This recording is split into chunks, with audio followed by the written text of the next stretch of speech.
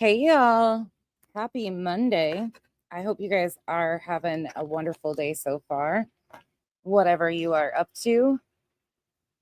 If you notice, this one is set up as a fundraiser for Nick. So if you have, I know it's the holiday season, but if you have anything and would like to pay it forward to an organization that does so much for missing children and their families, missing adults, there is a button that you can just push. You can remain anonymous if you would like to, however you want to do it. I figured any little thing will help these organizations. So if you would like to join me in doing that, please feel free.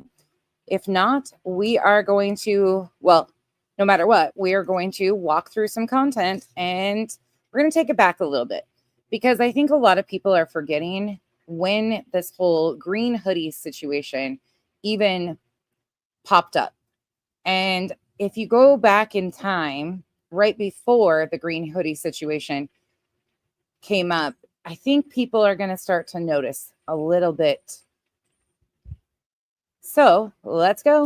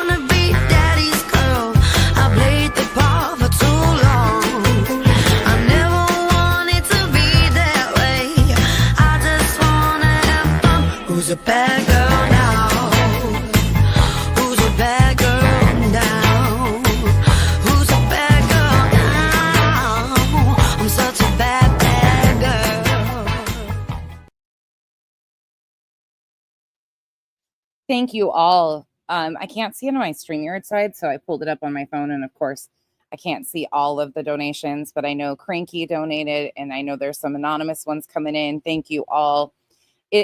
All the proceeds, just so you know, it goes directly to YouTube, and then from YouTube to Nick. So it's not even nothing that we touch, anything of that nature. So I really appreciate all of you that are donating to Nick.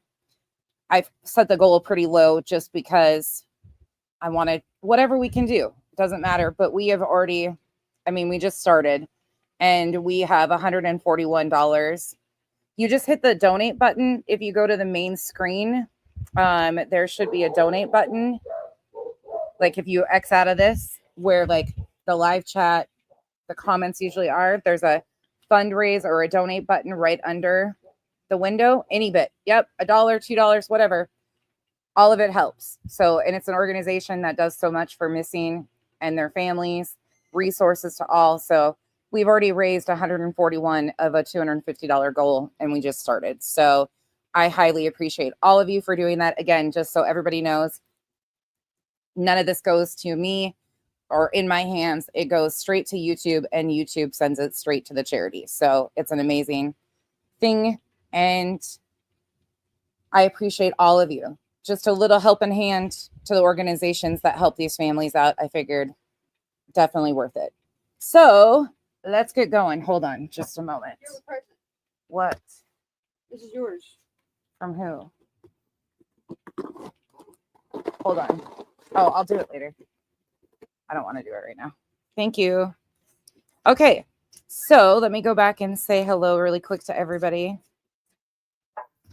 Oh, the dogs. Of course, everybody's coming and going from my house right now. Hey, Vibrator. Hey, CCC. Chatty, Pen, Claws. Good to see you, Aries. OG. It's interesting to see how it's been done, though. It's really interesting to see going back and looking at this. AV, Muddy Puddles, Chris, Steph, Chris and Chris come back to back in the last couple ones. Crafting with Amy, Nash Native, Dazed and Amazed, Sherry. Hello, everybody. Hey, Blondini. Cat's Eye. Hold on.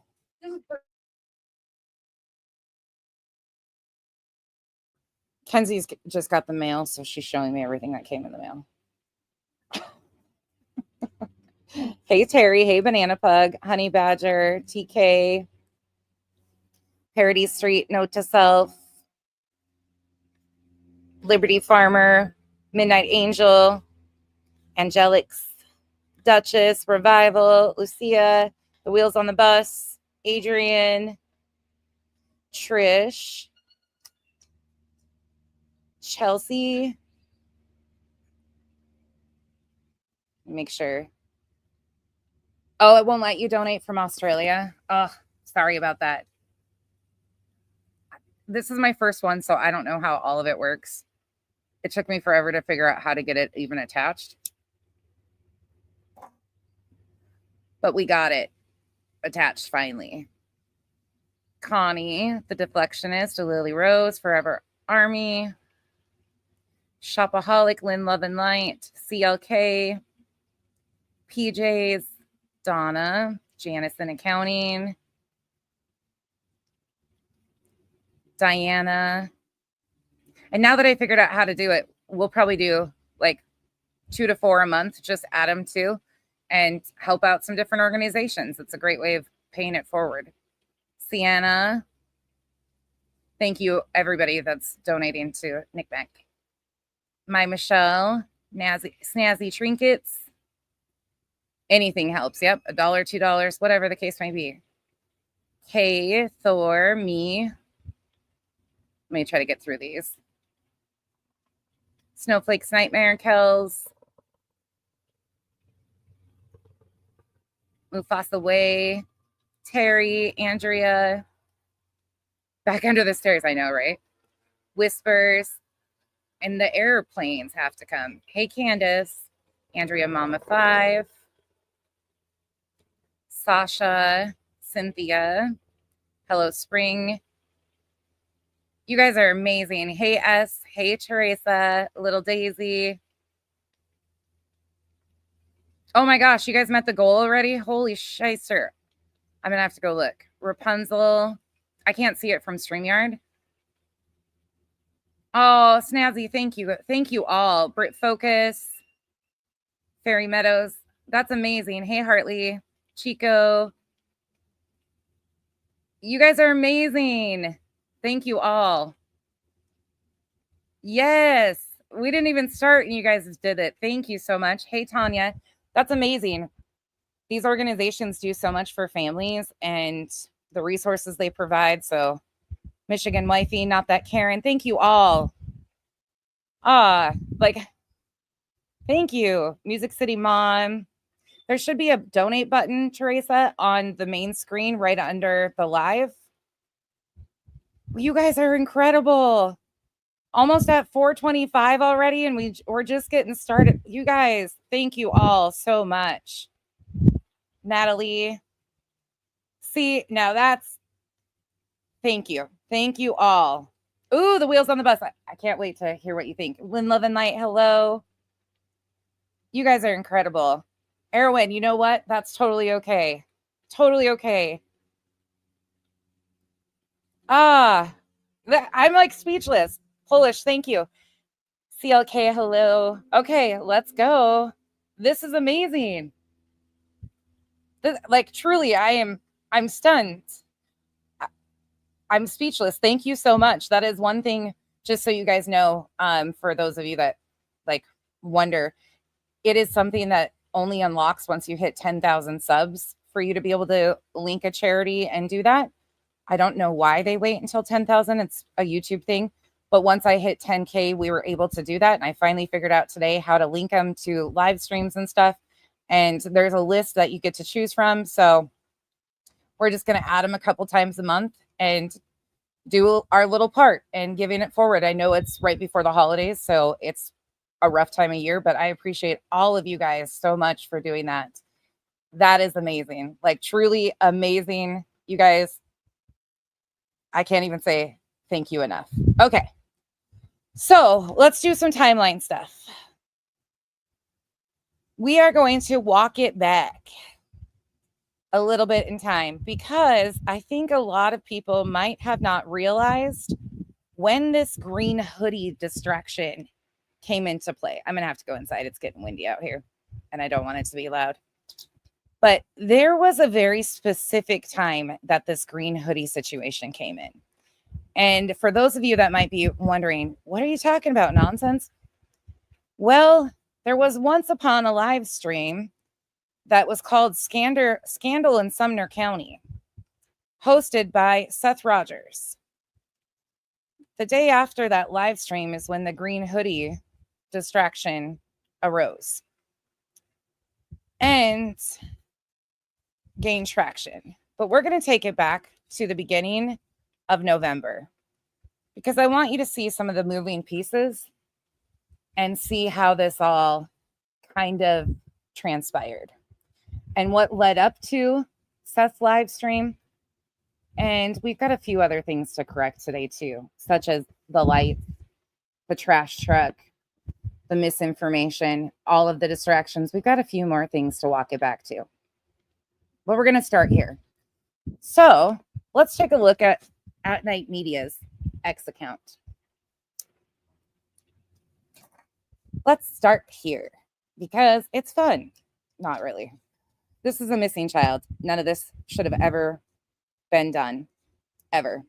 So at night in October, as you guys know, they filed a frivolous suit against some people in Pennsylvania. But then throughout, they've just continued, in my opinion, nothing but distractions and misinformation. So on November 4th, we have them coming out and saying, after reviewing a tip deemed credible and originating from Oregon, we have expedited our efforts to thoroughly investigate this lead. We have confirmed the presence of at least 2 individuals in Oregon connected to the investigation, who will remain unnamed at this time. Anybody remember where that kicked off? If you don't, buckle up. So in June of 2024, there was a police report filed by an anonymous person that claims that they potentially spotted somebody in the month of March. Sebastian went missing in February, and they claimed that they had this run-in and encounter at Ford's Pond in Oregon in March. But they didn't file the police report until June. And then, lo and behold, in the month of October, a random FOIA gets dropped into Crime Time Buzz. We detailed all this too, so I'm not walking it all the way back. Into Crime Time Buzz's inbox of this FOIA request of this police report that was filed in Oregon. Pretty soon, At Night Media is claiming that there's a credible source, that they've confirmed that 2 individuals. Meanwhile, for most of us, we know that Chris and Katie didn't even leave their home because they were being kept under surveillance by people on YouTube constantly. In fact, they didn't leave their home until closer to the end of March, and then the entire internet melted, and how dare they leave their home for their own protection and safety. But according to a police report that was filed in June about March and then randomly popped up and appeared in October into a random YouTuber's Crime Time Buzz, her hands by an account by the name of CB. You tell me what's credible in that. You tell me. So they started that. And then they go, At Night isn't for everyone. We cater to those who demand the pinnacle of service, who understand the value of unparalleled expertise. What expertise? And riddles and trolling? I mean, what expertise are you bringing? And who are ready to partner with the best. For those who refuse to settle, At Night is the only choice. Okay, sure. Sure, Jan. Then on November 4th, Dog the Bounty Hunter shared the same flyer. And you can see here that they started adding to their flyers all these new narratives that they were running with. And then it continues. November 6th, we can confirm that discussions regarding the disappearance of Sebastian Wayne Drake Rogers, 15, have been held with former President Donald J. Trump's team. Kind of like you claimed that you were having meetings Mondays, Wednesdays, and Fridays with the incoming administration. You also claimed that you were having talks with the incoming AG, who was Matt Gaetz at the time, and then Matt Gaetz declined, all of the riddles that have been continuing to go on. And I'm sorry to disappoint once again, but inform everybody that the president of the United States is not going to focus on one sole missing child. As much as that sounds ridiculous, it is ridiculous because there's many missing children across the entire United States. So Donald Trump to focus on one sole missing child is definitely not going to be the case. But because of the propaganda pushing machine of at-night media and using the political temperature of the incoming administration, they decided to grab hold of that and run with it beyond belief. So that was November 6th, right after the election. So then what happens? Oh, you think there's more shenanigans? Nah, never. There could never be more shenanigans, could there? Hold on, Dexter wants out and I needed a bottle of water. Well, sure enough, there is.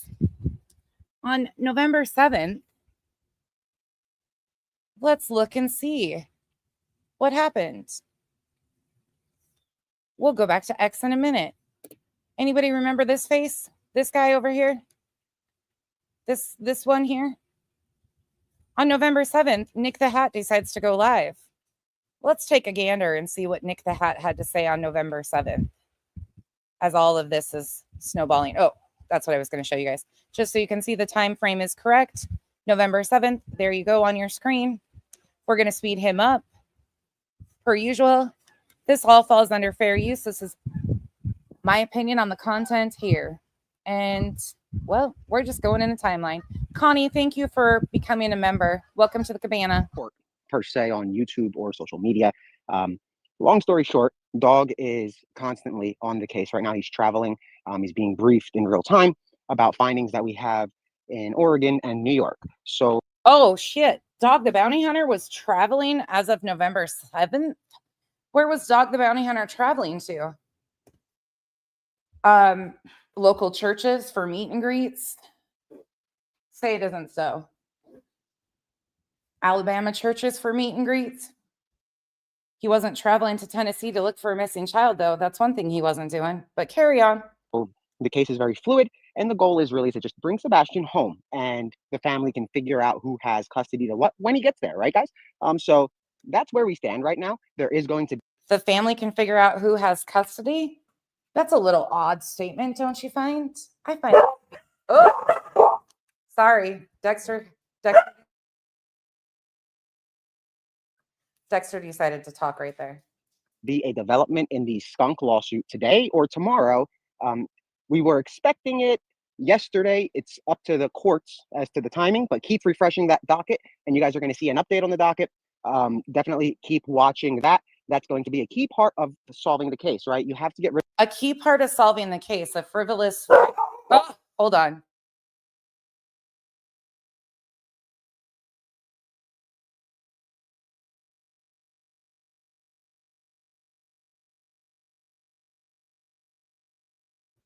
Revival, come get your dog. Please and thank you. He's got a lot to say. Yeah, it's hard to listen to Nick the Hat. I'm sorry. But I find that very intriguing that has anything to do with anything. And what I also find interesting is that filing is just a filing still. There has been zero movement whatsoever. But how do you get attention and make distractions? You continue to do things of that nature. Don't you think? You guys are amazing. Thank you so much for donating to me. I'm going to say that throughout. Thank you so much for everybody. You are so appreciated. Rid of the bullies. You have to get rid of the people that are intimidating people to solve the case. Otherwise, we're going to be 1 year in. Not us personally. We got involved in September, but Sebastian's case is 1 year in almost. And look, we're still at square one. They haven't gotten to square two yet, or even around all four corners of square one. So the nonsense ended. A lot of the individuals early on, ones that we thought had bad intent, which they did at the beginning. Oh, really? Speaking of bad intent, I think we're going to get a great display of bad intent and what it led up to, all of the distractions and chaos that you guys have caused since September, in my opinion. Again, these are your words, your timeline. I'm just putting it together for you, Nick. You're welcome. They've since changed their tune. They've turned it down, and now they're just being normal, which means look for Sebastian, look for leads, push his poster out there, get his face out there. I don't care if you share just a profile picture, the FBI poster, just share the poster. Because when it made its way to another state, stuff started happening very quickly. That state had no idea who Sebastian was. Philadelphia doesn't know who Sebastian is for the most part. You can't expect probably 9 out of 10 people in the street. If you show them a picture, they're going to say, we don't know who that is. So he could be walking around with an abductor, and they don't know that, right? And neither does Sebastian. I'm not saying that he doesn't know that, because I'm sure he's catching on right now. Typical word salad from Nick. Nothing new here. Again, this is November 7th. We're taking it back to lead up to how did this green hoodie debacle even come into play? What was going on before this green hoodie situation and the distraction was needed?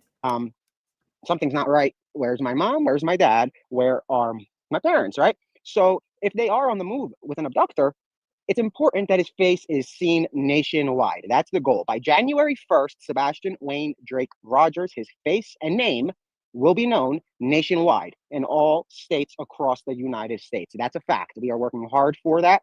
Oh, so they had set a goal that as of January 1st. How did you know that he would still be missing as of January 1st? Anybody answer me that? Nick, you got a riddle for that? How did you know he would still be missing as of January 1st?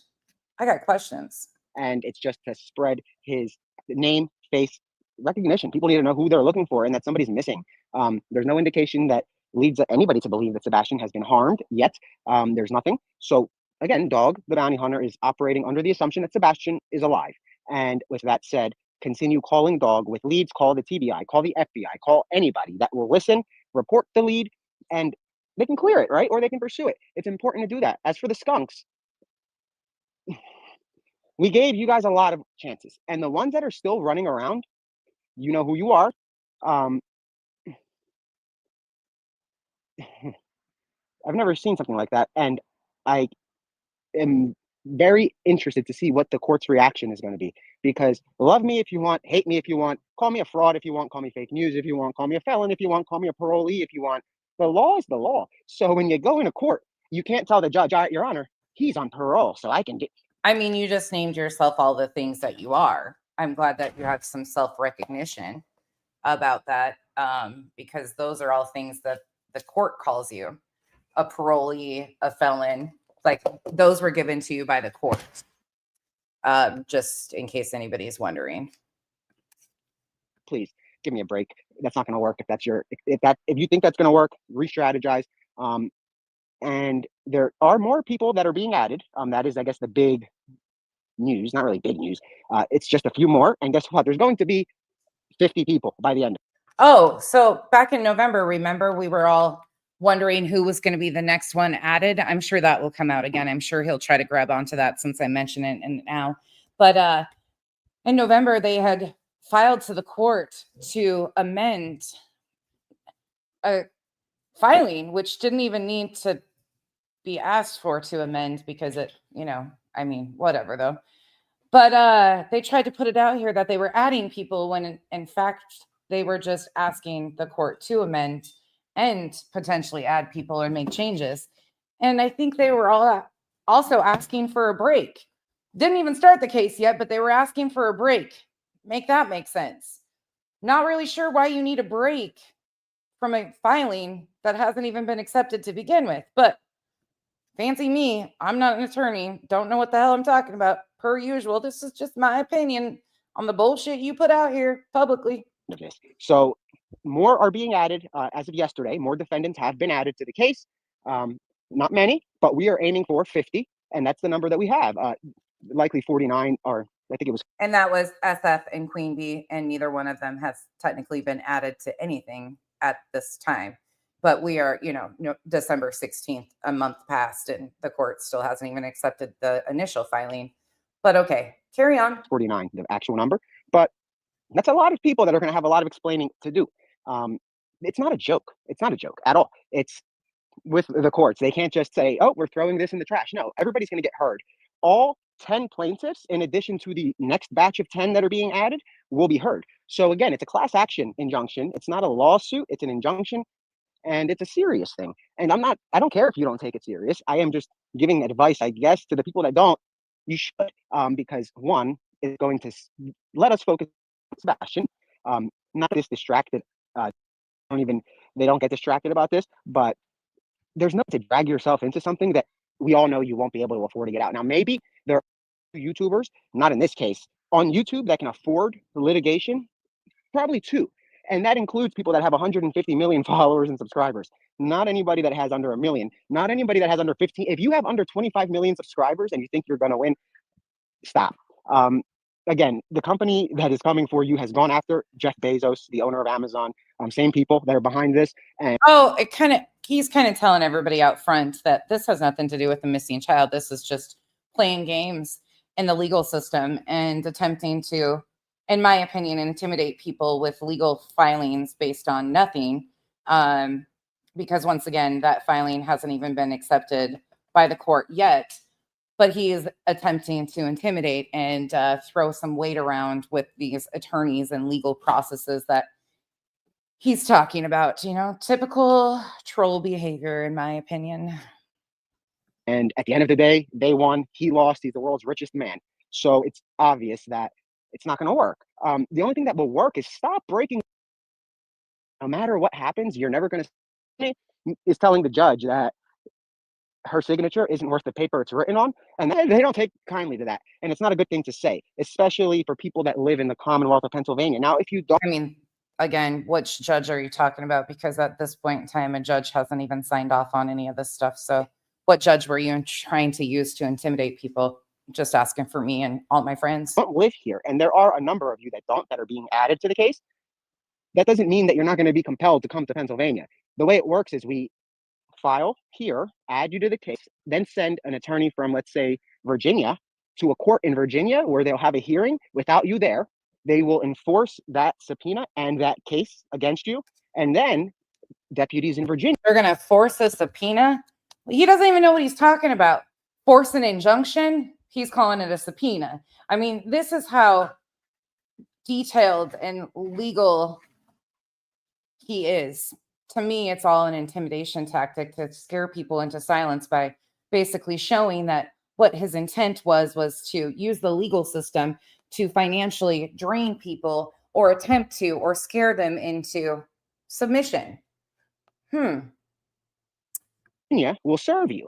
And then it's enforceable. So if you don't show up, you get the Bullhorn Betty treatment. And you know what that's like. They will drag your butt from Virginia to Pennsylvania and keep you here for a couple of days because you should have known. Stop raising money if we haven't even named you, because that's just weird. You're either trying to distract, which, okay, cool.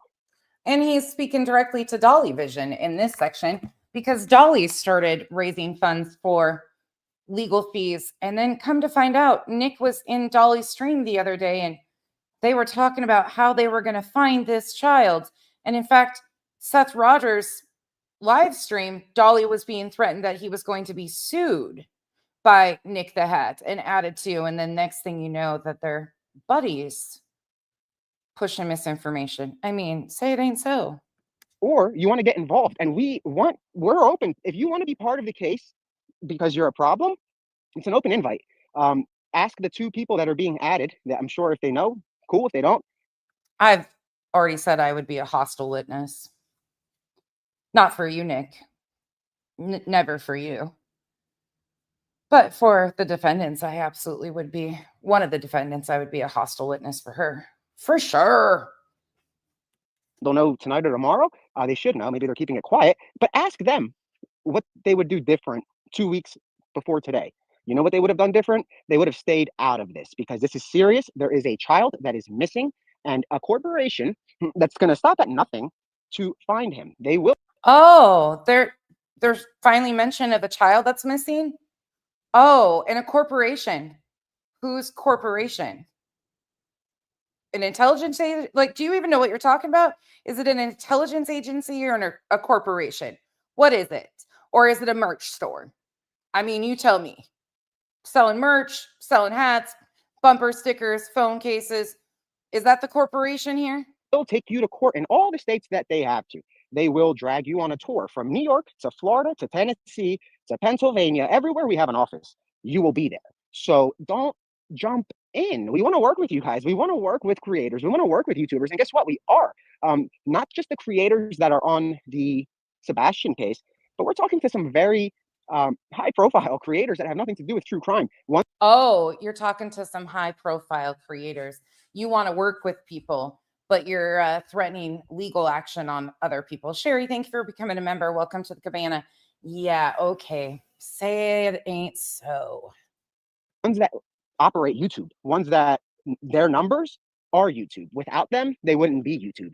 Those are the strategies we're working on. And you can be with the likes of those creators. You can be on the right side of this, and you can end up possibly coming out of this case as not a creator, but as an individual who was part of a movement that ended the hatred that has ruined the chances of finding out dozens of missing children. Oh, so YouTube hatred has been the reason why missing children are not found. That's one thing I'm not willing to say. I think that many families get exploited by YouTube, exploitation, profiting off of people's pain.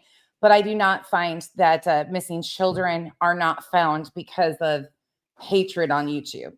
I find it to be dangerous for their families, the misinformation, things of that nature. But sure, Nick, sure. Isn't it funny how Nick thinks he wants to make a change, but he's on the complete opposite side and doing all of the things that laws need to be in play to combat? I mean, he's giving you a playbook of sorts of what not to do to impact and interfere with missing children's cases, my opinion. A lot of children would have been found if it wasn't for hate, if it wasn't for rhetoric, if it wasn't for BS. And it's not just Sebastian, it's Summer Wells. It's a lot of them, okay? If social media did what they did to Sebastian's case, to Molly Tibbetts, we wouldn't know what happened to Molly. If they did what happened with this case to Jamie Kloss. Actually, that's incorrect because, again, law enforcement, the investigative agency over these cases, law enforcement solves these cases, not wannabe detectives on the internet. Sometimes they're helped by people, but okay. She'd still be under the bed at Patterson's house. She would still be there under the bed as a kidnapped victim whose parents were shot and killed in front of her. But no, we had morals, I guess, back then on YouTube. We had a community and we. Yes, Revival, thank you for the reminder. Even if you are a nonsense despising person, if you do not like me, please feel free to hit that donate button, because no matter where you align in this weird internet space, we can all agree that Nick Mick does amazing things for missing children, adults, resources for families and loved ones. So even if you're in the bushes, please hit that donate button and donate $1. I don't care. And thank you for joining us. These are things that we as communities can do to pay it forward to the organizations that do actually help these families. This is the way we can help. Thank you for being here. We had a common goal, which is to make a difference, which is to compete with the mainstream media. Not that they're bad, but because they don't have the time to do what we do. They don't have time to dissect cases the way you guys do. They don't have time to give beautiful presentations like Grizzly's True Crime. They don't have time for that because it just doesn't work. This is where. Oh, and Nick the Hat, just so you know, because I know you're one of these put your money where your mouth is type of people. So this is my challenge to you. I know that you have over 10K subs. I know you're not supposed to be talking about certain things, but I know that you can do a worthy thing with your platform also. So I challenge you to do a $250 goal for Nick Mick. Match me. I challenge you. I know you're up for challenges. You like to put out riddles. So I challenge you. Use your platform. Raise $250 for Nick Mick. Please and thank you. Much appreciated. And I know what an upstanding man you are, because this money doesn't go into your hands. It doesn't go into my hands. It doesn't go into anybody's hands. It goes straight to YouTube and straight to the organization with no fees attached. So I know you're an upstanding man of your word and you want to help. So this is a great way to do it. Okay, carry on. People turn to for that. Let's keep them coming for that. And I think we will. This skunk case is going to go down in history, and I guarantee you it's going to get appealed by the other side, and it might make its way to the Supreme Court of the United States. And change is going to come. The legal team that we are assembling, aside from the one we have, they deal with appellate law, they deal with the Supreme Court of the United States, and they deal with cases that go before the Supreme Court regularly. Every other year, these guys are there. We are hiring experts in the field of essentially the rights you get as being an American. As when you're born in America, you have, or if you are a U.S. citizen, you have rights. You have a constitution that protects those rights. And there are. And again, how does any of this have anything to do with a missing child? It doesn't, but true word salad and more distractions. And, you know, they're useful idiots take these things alongside their press releases and build them into content and try to fear monger people with this and try to act like they're so intimidating. And they've tried to wrap Sebastian's name into all of this stuff. Meanwhile, I think you'll see at the end of today what this is all truly about. Laws. They have to be followed. So that's the update, guys. There really is nothing to report per se, except that Sebastian is still missing. And again, the goal is to bring him home to the family, and they can figure out who has custody. It's not our. Oh, as of November 7th, there was no updates, no nothing. You know, some bullshit coming out of Oregon because of a police report that was filed in June of a potential sighting in March that they tried to get to go that didn't really get much traction because it doesn't make sense. And again, people had them under supervision and surveillance, you know, people from YouTube that could kind of track their movements in March. And so people knew that it wasn't Chris and Katie because people were going to their job sites and, you know, situation like that. But they didn't think ahead enough on that.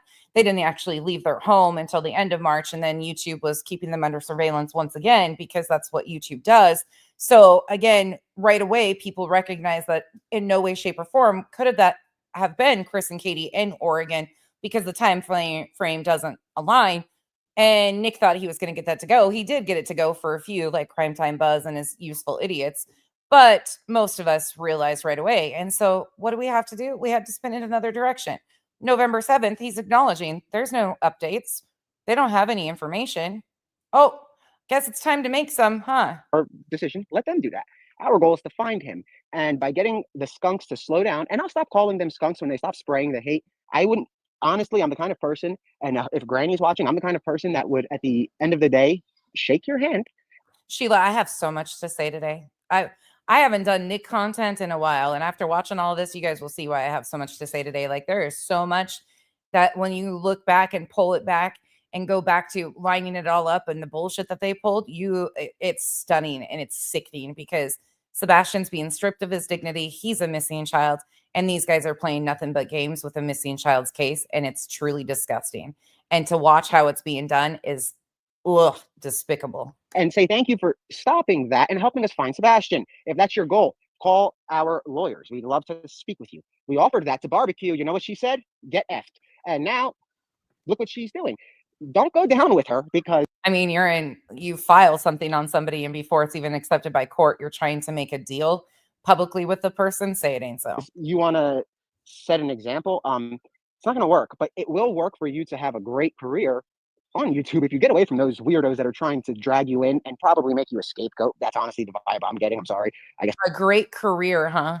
I'm giving you advice that I shouldn't, because it would be great on my end if they were to take you out themselves. But it's just, I don't want to give them that satisfaction. I know that they are that dirty, and if they're going to do that to you, we'll take you in before them. Even though we're the ones suing you, we are suing you only because we want you to stop breaking the law. Stop breaking the law. If she was breaking the law, you would have filed, something with the police department, because they're the ones that uphold the law. You know that though, don't you? Because you acknowledged in the beginning of this are on felony parole. Is that what it is? Felony parole. But law enforcement is the one that upholds the law. So if she was breaking the law, then there would have been charges filed, not an injunction, a frivolous injunction. Wouldn't you say there, Nick? Stop. That's it. You can discuss the case. You can give opinions. You can't say stuff like this individual is a murderous pedophile. You can't say that. You can't say that this individual had something to do with somebody that died on their yard. You can't say that. Now, the fact that the people that you know. Well, technically you can say that. You can say those things. It might be considered slander or defamation, but you can say that.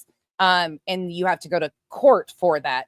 Illegal as far as criminal, different versus civil. But then again, Nick, what am I talking about? I don't know what I'm talking about. He's the legal genius here. Never met are willing to help you speaks volumes, because it does. It speaks volumes. You're taking advice from the wrong people, the people that are going to make you a scapegoat. And I feel bad. I feel bad. That's why I'm telling you this. I know we have our differences, but we are from Delco. I don't think we ever met, but I will tell you that these TikTokers are trying to make you the scapegoat. It's obvious, because when you went on that panel, if you notice and go through the comments, you'll see that they kind of hyped you up to get on the panel. And then they gave you the right line of questioning to go with their case, not yours.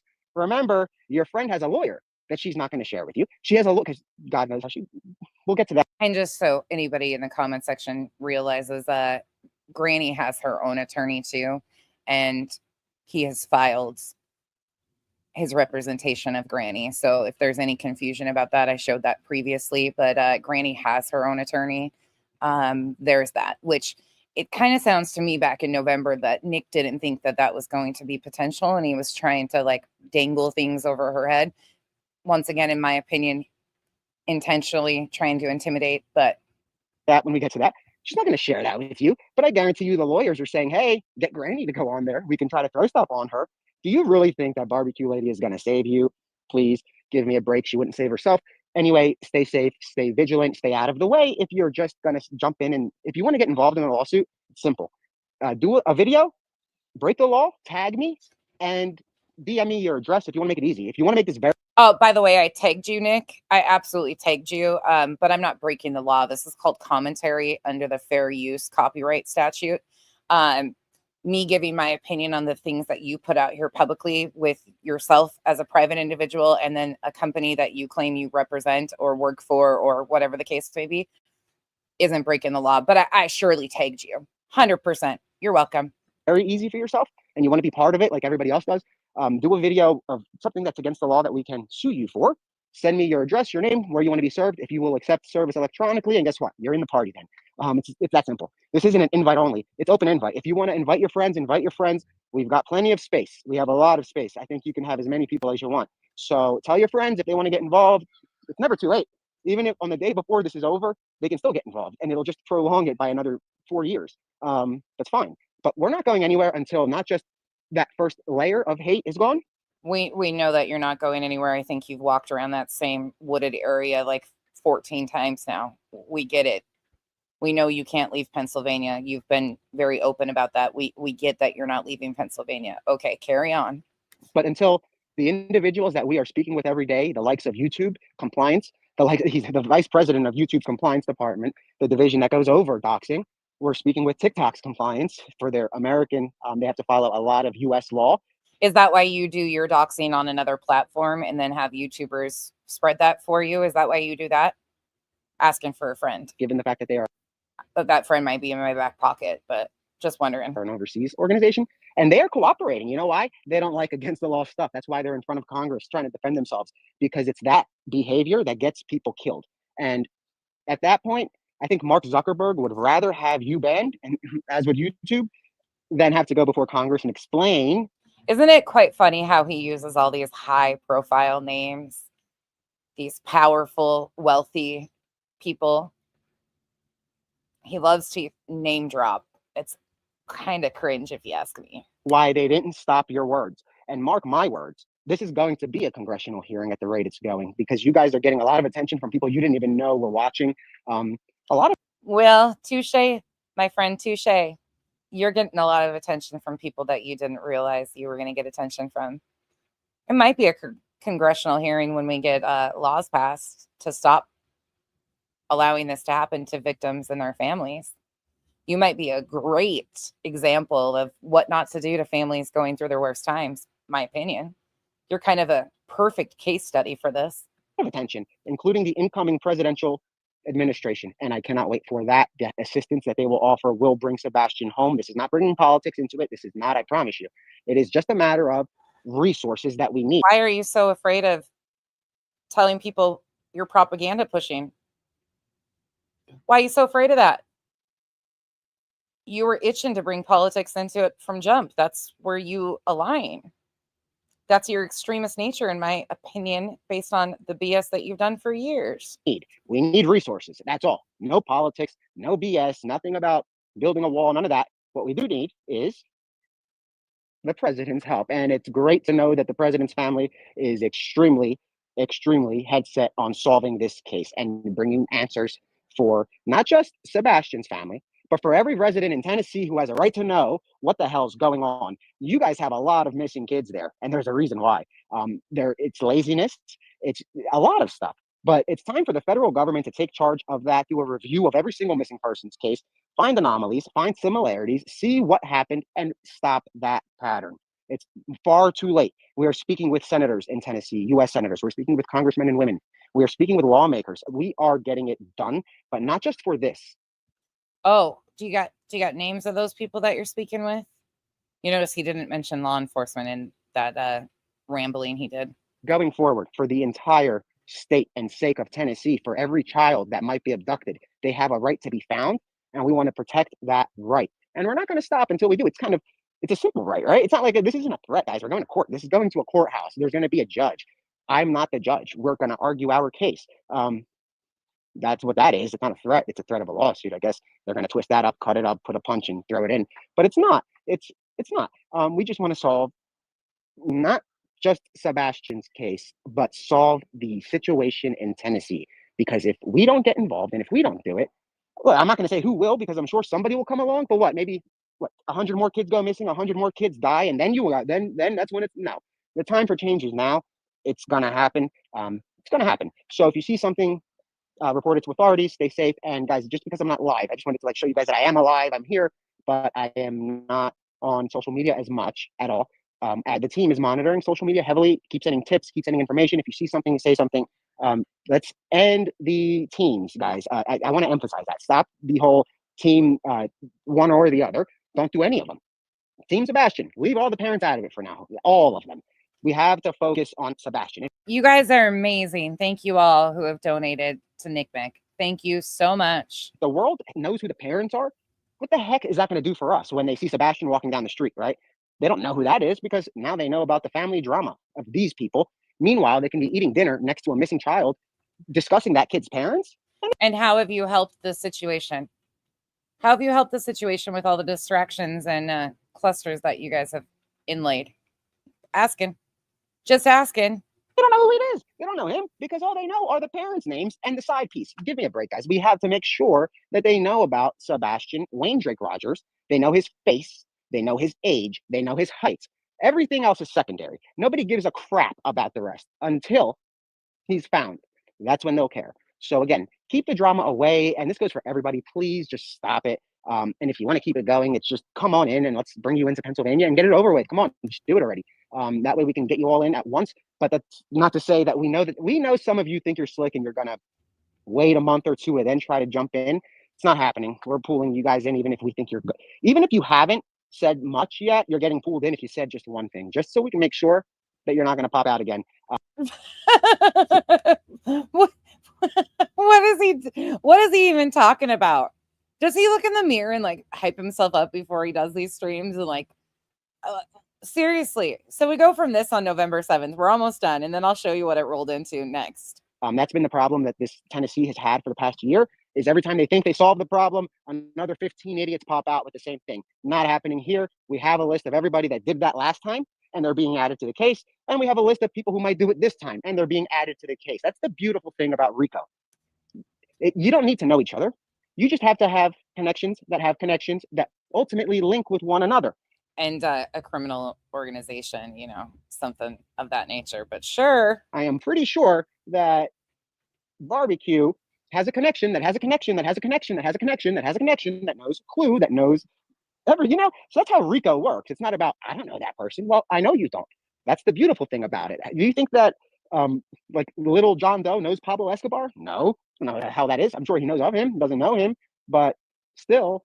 That's a little bit of a different situation and scenario, but sure, why not use a missing child to try and intimidate people and throw some weight around? I mean, that's what Nick's doing or attempting to do. Organized crime, same thing, same stuff, except this is your first modern day RICO case, and it's going to make case law because this First modern day RICO case. What? Come again? The first modern day RICO case, really? case is going to decide if RICO is applicable to gangs on the internet. And I will leave it up to the courts to decide that. But this is going to be a benchmark case because they will decide, is RICO applicable to YouTube creators? Is it? I don't know. We're asking the court. We'll find that out. And obviously you will too. As soon as we have a hearing date, we'll let you know. There will be a hearing and there will be many hearings. It's not going to be just one. Again, stay safe, stay vigilant. And as far as grannies watching, if you are watching, this was in no way meant to slam you, but you are being taken advantage of by the other side being your co-defendant. You mean by you? Because you needed people in Pennsylvania? I'm just asking. Huh. think that, honestly, if I were you, I would have an attorney before you speak with her and her attorney because her attorney is telling her what to tell you and it's helping their strategy. Not that Well, don't worry. She's got an attorney. And you already know that because I'm sure you got notice of the filing. I care about strategy, but it's a shame to see you get really thrown into the ringer by the same person that is protecting you. Please reach out to Joe Lesniak if you want, and he can, if you have an attorney, put him in touch with him. And if you don't, still, Joe is happy to help. You find an attorney for the first appearance, I'm sure, and also so you can have an attorney present when we discuss getting out of this thing for you, because there's a way out for some of the people that are in this. Oh, you're offering people ways out of litigation that hasn't even been signed off on by a judge. That makes sense. There is no way out. The only way out is going to be by the judge's decision, that the judge is going to decide their ultimate fate. But some of you have a way out, and Granny, you are one of them. You are somebody that has a way out. Just if you have an attorney, please have him reach out to Lesniak. If you don't, still, you can shoot Lesniak an email. You can call him. He's allowed to, I believe he can speak to you as long as he gets you an attorney or helps you get an attorney, but we will make sure that happens if we have to. Again, please reach out. Stay safe, everybody. Stay vigilant. Stay out of the way. If you are a random person that's watching this, like those little creator guys, I don't even know where to start naming because there's so many. Stay out of the way. Stay out of the way. Move, bitch. Get out the way. Get out the way. Just please don't. I can care less, but you should care because you're going to be making YouTube videos for the next 10 years and they're only going to cover your gas to get to court. That's about it. No matter what, we're not ending, we're not settling. We're going through litigation. We're going through depositions and we're going to go to trial for some of these people. Say it ain't so. We're not going to, this is going to be a 4 to 5 year litigation. Let me put that back in. With those exhibits that are, paragraph 2 to 4 have obvious lies in them. You're going to court and trial with that stuff. Sure. Maybe that's why they weren't filed. This won't end until the year 2030. 2030. There's going to be a new president, a whole new world by then. That's when this is going to be over. So next time you click go live, think about that. And if you want to be stuck on that live until 2030 with the rest of the people that are, that's fine if you do. Think about that. It's going to be a very long time because by the time this thing gets to a jury, we're talking 6 years. Again, guys, stay. That math seems not to be your strong suit. Stay safe, stay vigilant, and let's find Sebastian and bring him home. Yeah. So November 7th, he showed you exactly what he was talking about. So November 6th, they continue, as you guys saw. So November 7th, going back to timeline, so then they go on to say public assistance sought to locate missing teen. Have you seen me? And again, this is the same day that Nick did that video, just keeping everybody, in the loop of where we are in the timeline of things. At night is requesting public assistance in locating Sebastian Rogers, age 15, who disappeared on or about February 26, 2024. Our investigation has uncovered credible intelligence suggesting key connections in Oregon neighboring states. We are actively pursuing these leads across multiple states and regions of interest. On November 4th at night, in collaboration with Dog the Bounty Hunter's high-risk Violent Fugitive Recovery Task Force, and licensed investigators from Tennessee and neighboring states working under contract for Sebastian's father, and at night, requested that One World initiate a high priority alert through its rapid reach response system. This alert has been deployed and continues to key regions, particularly along U.S. states with Canadian border access points, based on intelligence indicating the possible presence of individuals connected to this investigation. At Night remains steadfast in its commitment to following all actionable leads across Alabama, Arkansas, Georgia, Illinois, Louisiana, Missouri, Oregon, South Carolina, Virginia, Wisconsin, and identified entry points into Canada. Our team is operating on a 24/7 basis after recent intelligence revealed a digital footprint linked to an individual with direct ties to the investigation. A digital footprint where?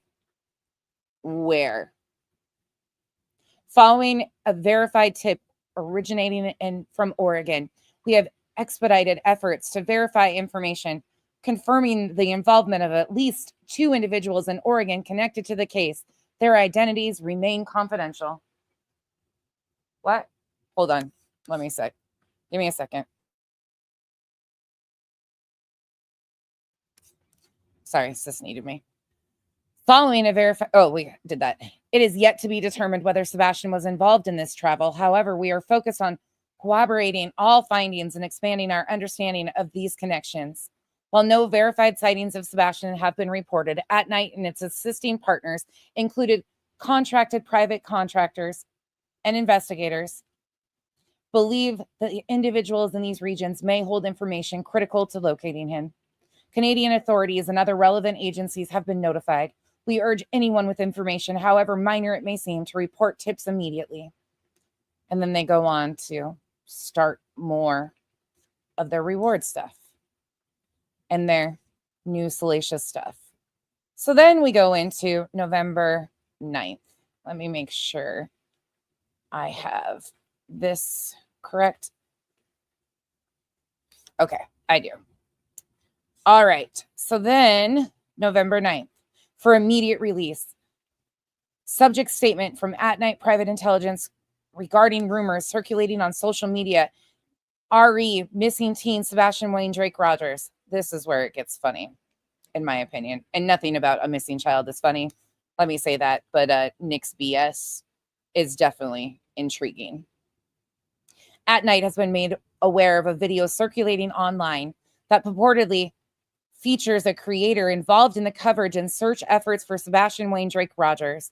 In this video, it's suggested that Seth Rogers commented, "Wow, my son has more," the word was bitches, "than me," in reference to tattoos related to Sebastian's army. We want to clarify that this statement is a misquote or a mischaracterization. That was by Bullhorn Betty. After reviewing various sources and discussions related to the case, there is no evidence to support that Seth Rogers made such a comment in this context. It appears that the creator might have been referring to the widespread support and community tattoos dedicated to Sebastian, often termed as Sebastian's Army. But the language attributed to Mr. Seth Rogers has been inaccurately reported. Again, that was Bullhorn Betty. We understand the sensitivity surrounding this case and the potential for misinformation to spread. It's important to verify misinformation through credible sources before drawing conclusions. Misquotes can inadvertently skew public perception, and we encourage everyone to handle such matters with care.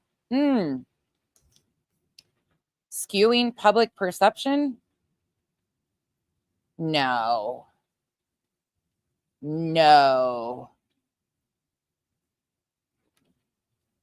We are committed to providing accurate information. We'll continue to monitor the situation closely. Well, there once was a point when Betty went to Tennessee and got a tattoo that was highly disgusting, and she quoted Seth Rogers saying that exact quote. And they got pretty riled up when Betty said it publicly, and then some of us decided to highlight what Betty was saying.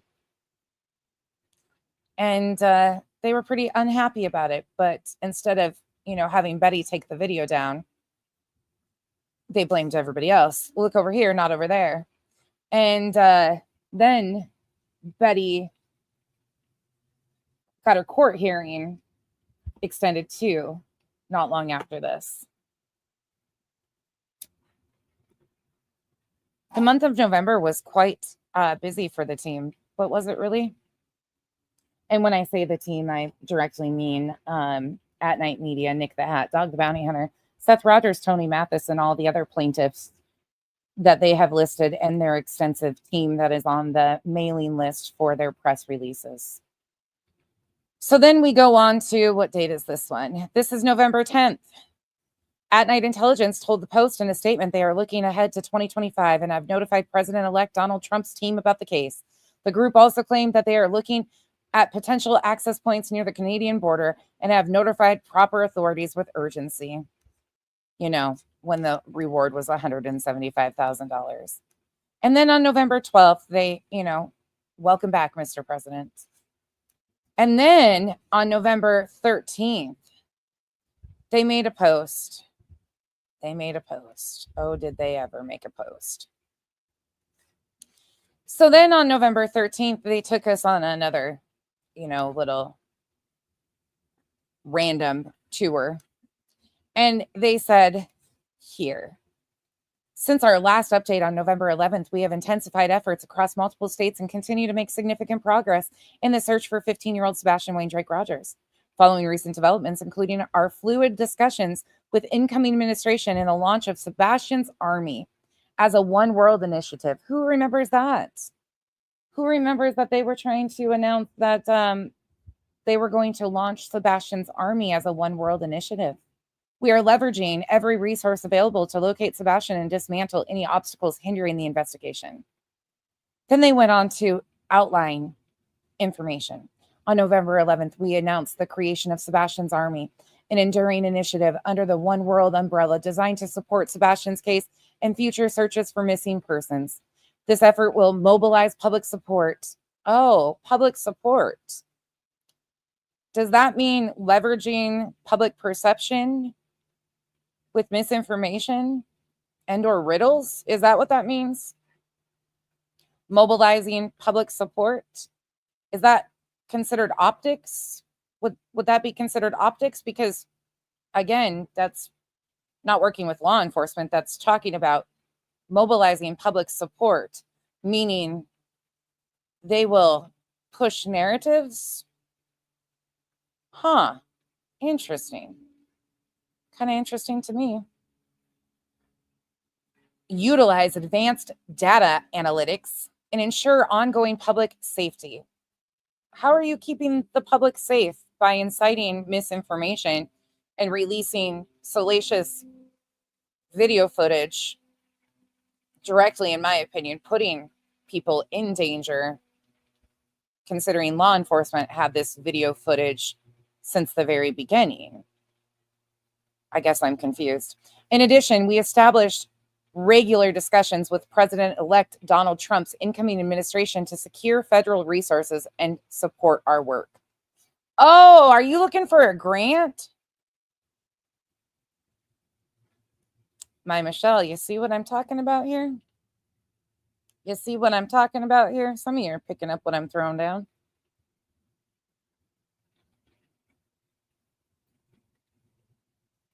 When you're losing public support because people are sick of the riddles and just want a missing child found, what do you do?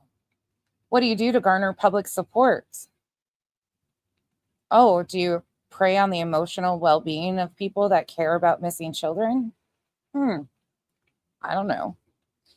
And then they went on to once again say that they had new developments. Clearing of tips has At Night has systematically cleared several dozen tips from Washington, Oregon, and surrounding regions. No more Oregon. That was a doozy. Imagine that. Working closely with licensed investigators in each state, we are reviewing and investigating every lead to ensure nothing is overlooked. Active surveillance in 8 states, only 8, not 50, just 8.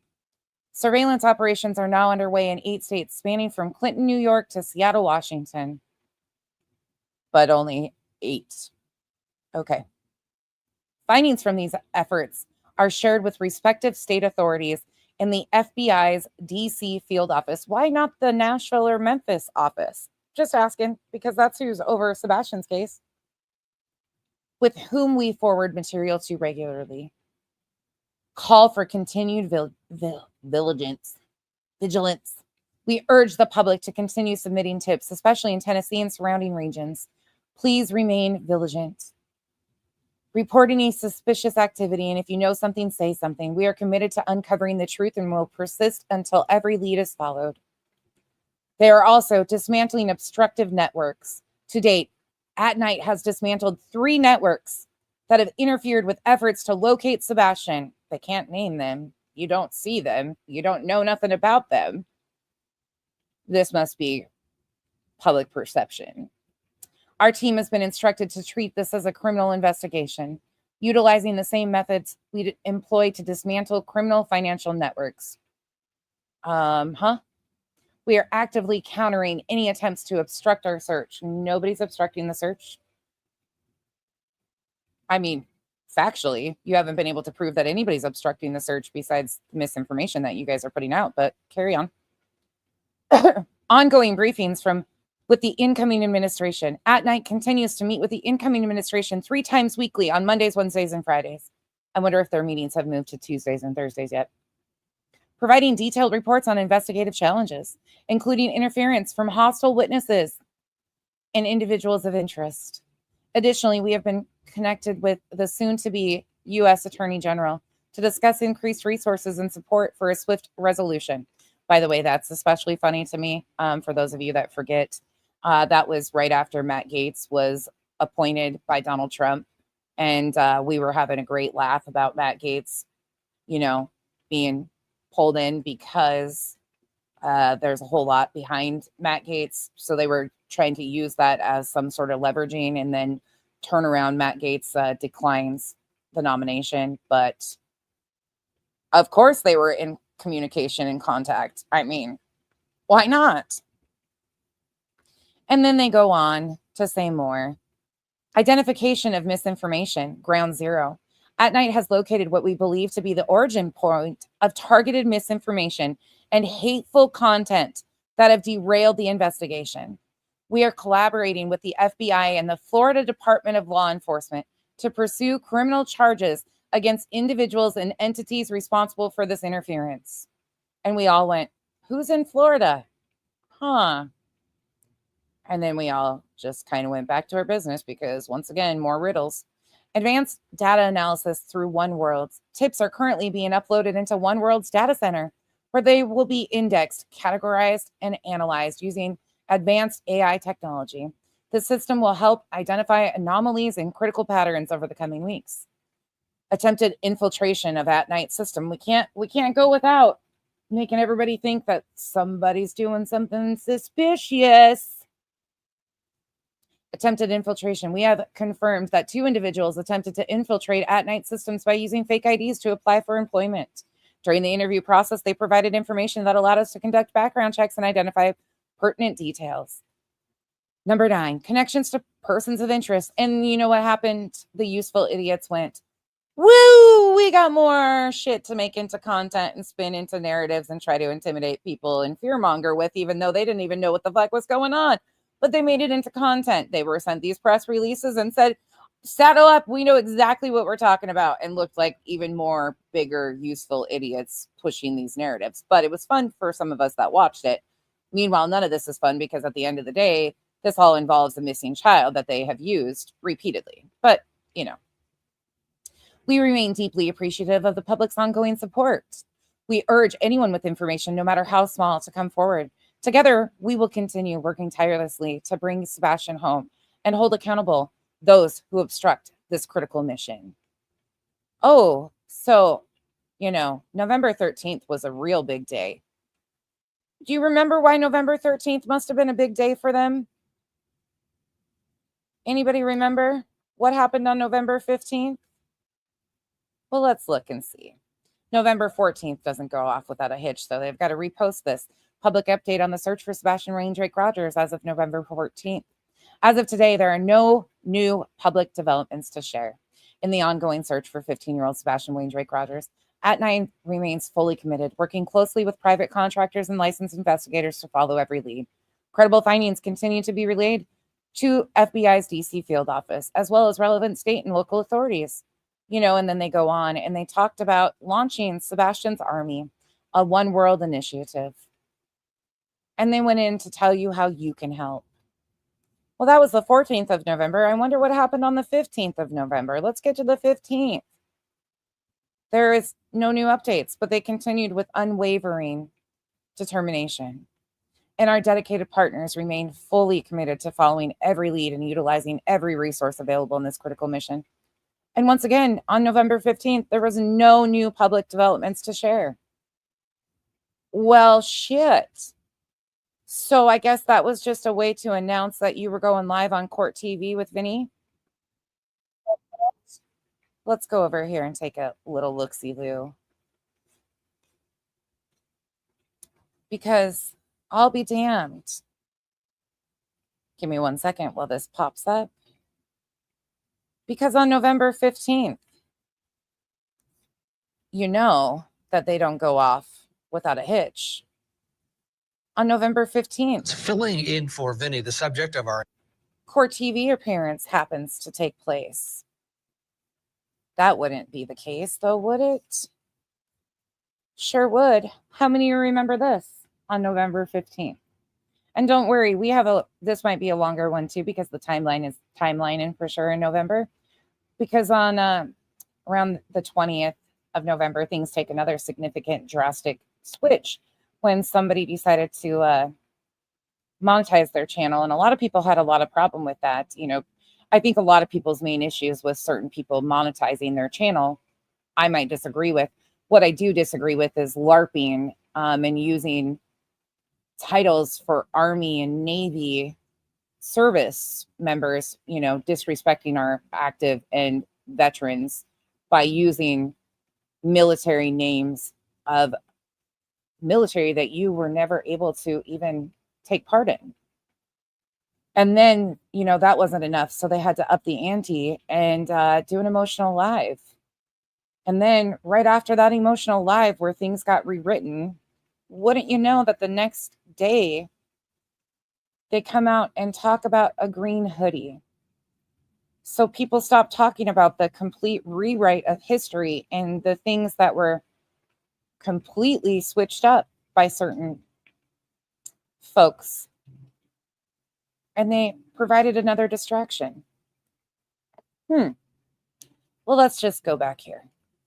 Let's go look-see-loo. This is all under fair use. This is from Court TV on November 15th. Thank you for joining me, and thank you all who have donated to NCMEC. Our investigation is a 15-year-old boy who hasn't been seen since February 25th, when his mother says he went to bed, and the next morning, he was gone. Days have turned into weeks and weeks into months, but the search continues for Sebastian Rogers. Here is his story. Inside this beautiful neighborhood. Okay, can I just hold on before we even get started here? $9 to $800. You guys are amazing. Thank you so much for showing up and showing out and doing something to pay it forward. I could not be prouder of you guys. This is incredible. And I tell you what, how amazing it is. All of the creators that have over 10,000 subs have this availability to do. And can you imagine if we all did one or two of these a month and we all threw in $2, $5, $10, whatever the case may be for charities, the good that we could actually do. Thank you so much. Like, this is like, I don't know. I don't even have the proper words besides thank you. Thank you. Thank you. Thank you. We are going to make change one way or another. Thank you all. In Hendersonville, Tennessee, there's an unsolved mystery. It was a Sunday night going into a Monday morning, and 15-year-old Sebastian Rogers was supposed to be inside his home sleeping. His mother, Katie Proudfoot, says Sebastian went to bed around 9 o'clock, but was making some noises an hour later, including, she says, a thud sound. Katie says she told him to go to sleep and she herself went to bed at midnight. Then at 6 a.m., Katie says she woke up, went into Sebastian's room to get him ready for school, but he was gone. Sebastian's stepfather, Chris Proudfoot, wasn't at home, and his father was 45 minutes away at work. Police responded and began trying to figure out what happened. That was February 26, 2024. And as the days and weeks, and now months have passed, there's still no sign of Sebastian, no sign of foul play, and no answers about what happened. Did someone harm Sebastian? Did he just walk away? And unfortunately, there's still no answers. All there is a bunch of misinformation that keeps getting ran with and a bunch of noise, and Sebastian's dignity further stripped over and over again. We're searching for those answers as we investigate the mysterious disappearance of Sebastian Rogers. And for weeks after Sebastian's disappearance, a massive search effort took place over the areas of Tennessee, near and far from Sebastian's home in Hendersonville. Multiple law enforcement agencies participated. There was ground, aerial, water searches. Nothing has led to the return of Sebastian. Now, official law enforcement agencies, they've completely dialed back, at least with organized searches. But another group of investigators is still working very hard to find him. Here is an update we received today from Dog the Bounty Hunter and At Night Private Intelligence, a branch of One World. New leads. Oh, wait. Is this going back to public perception and public support? Needing public support? Is this how we control the optics of things? By using, in my opinion, you can have your own, but Dog is a retired Z-list celebrity who is doing tours and meet and greets at your local Assembly of Gods. I mean, he can be found selling his book or his dog cast or merch sometimes online. The man should be allowed to be retired. It is what it is. And for those of you that might not realize either, I have done coverage of Dog and Nick previously, detailing the racism, the homophobia, the transphobia, the records of all these people, their political alignments, their maneuvering, things of that. Dog the Bounty Hunter, woof, woof. So there's that. But how do you garner public attention and public support? Emotional manipulation, would that be something that would be seen? I mean, if you can continue to amp up public attention by manipulating the public view of significant details that people knew about, let me just remind you for a moment of something right quick that some of you might have forgotten. Hold on, let me find the right one.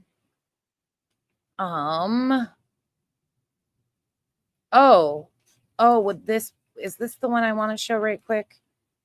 Because they've been trying to run with this green hoodie situation.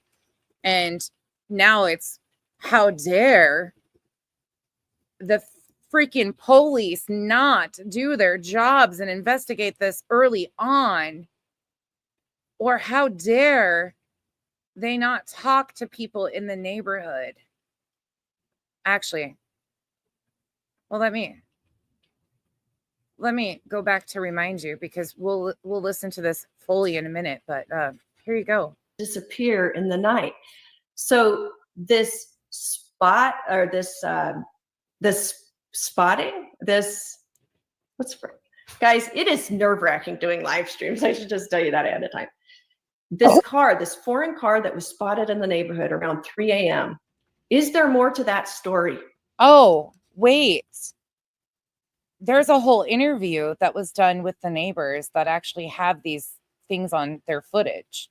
And just so everybody is aware, the vehicles and the trash truck are two separate incidents.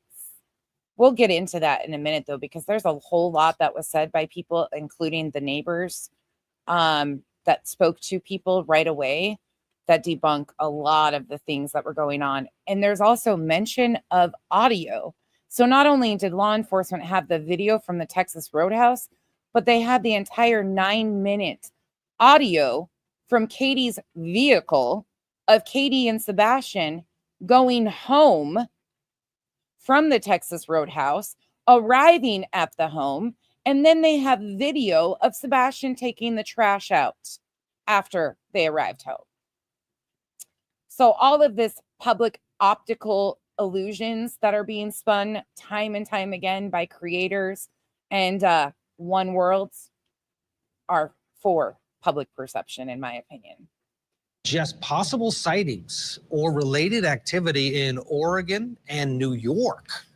And we are pursuing all tips with heightened urgencies. And that brings us to our first question of this hour. And that's an obvious one. Where is Sebastian Rogers tonight?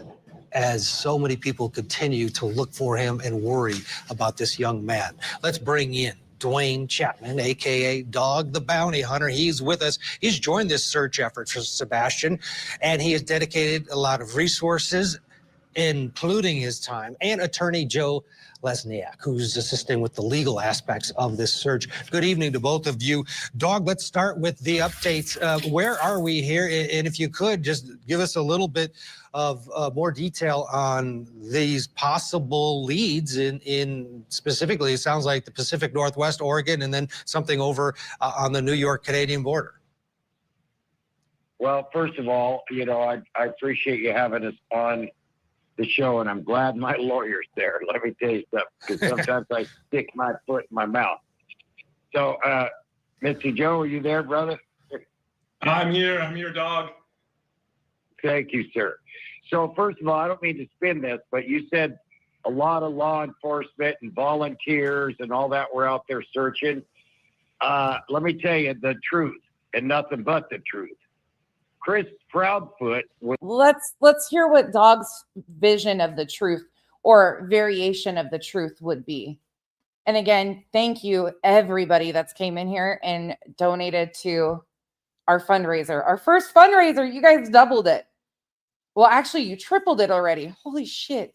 Thank you so much. Was threatening all kind of people that they should go home. Why are they there? He allegedly sprayed some neighbor with water, you know, because they were asking. So a lot of people, let's say, tried to. And which we know that the Proudfoot family doesn't even own a pressure washer. And we know that that neighbor that came out on Crime Lines and bullshittery, aka Brooks, was a completely fabricated story, none of which was true. But, you know, they got to, don't forget, a couple days earlier, they said that they got to the source of where this misinformation was coming from. They tracked down the source of where this misinformation was coming from. And then we have Dog going on Court TV spreading it once again. You know, help and volunteer. But Proudfoot and his cronies, or maybe by himself, was threatening them, stopping them. And I don't know why the people are. And what also was said early on, such as March 2nd on live streams. Oh, sorry, my microwave. As of March 2nd, people, aka Clumnati, was using a post from Facebook stating that Chris Proudfoot was threatening media with pew-pews. So on March 3rd, when Duchess goes live on March 3rd, questions in the comment section were being asked because a Facebook rumor got turned into social media content on YouTube and ran with, and then the story got added to and twisted and turned. So by the time most content creators picked it up, it was now being seen as fact that Chris had went out there and threatened media with the pew-pew, all based on an anonymous post from Facebook. Their playbook went into play right away in this case and has not stopped yet. Thank you, that Ellen, for helping me math. that were threatened and threatened by him allegedly didn't call the police or what is it called? The TBI. I don't know why the TBI hasn't done nothing unless they're neck deep in it too. I talked to one of the guys and it was ridiculous. We want the FBI, the marshals. We need the FBI. We need the marshals in on this. And let me tell you about them. They will find what happened to the little boy. They will find Sebastian what happened to him.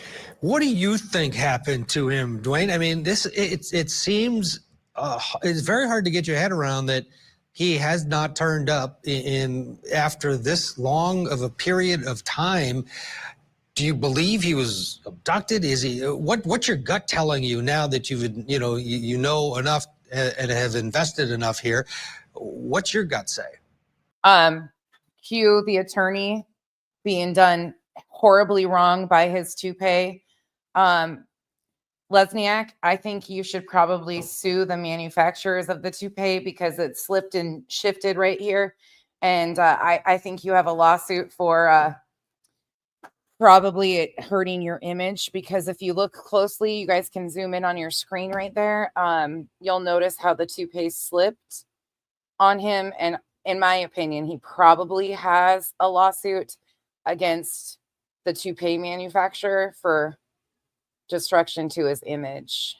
I mean, you tell me, but that fucking toupee did this man dirty. I can see why these people are angry. I mean, really, bless his heart. I know. Well, first of all, please call me dog. That's okay to call me dog. And there's a lot of possibilities. Okay, the worst possibility, of course, you could guess that. But we've checked into sex slave.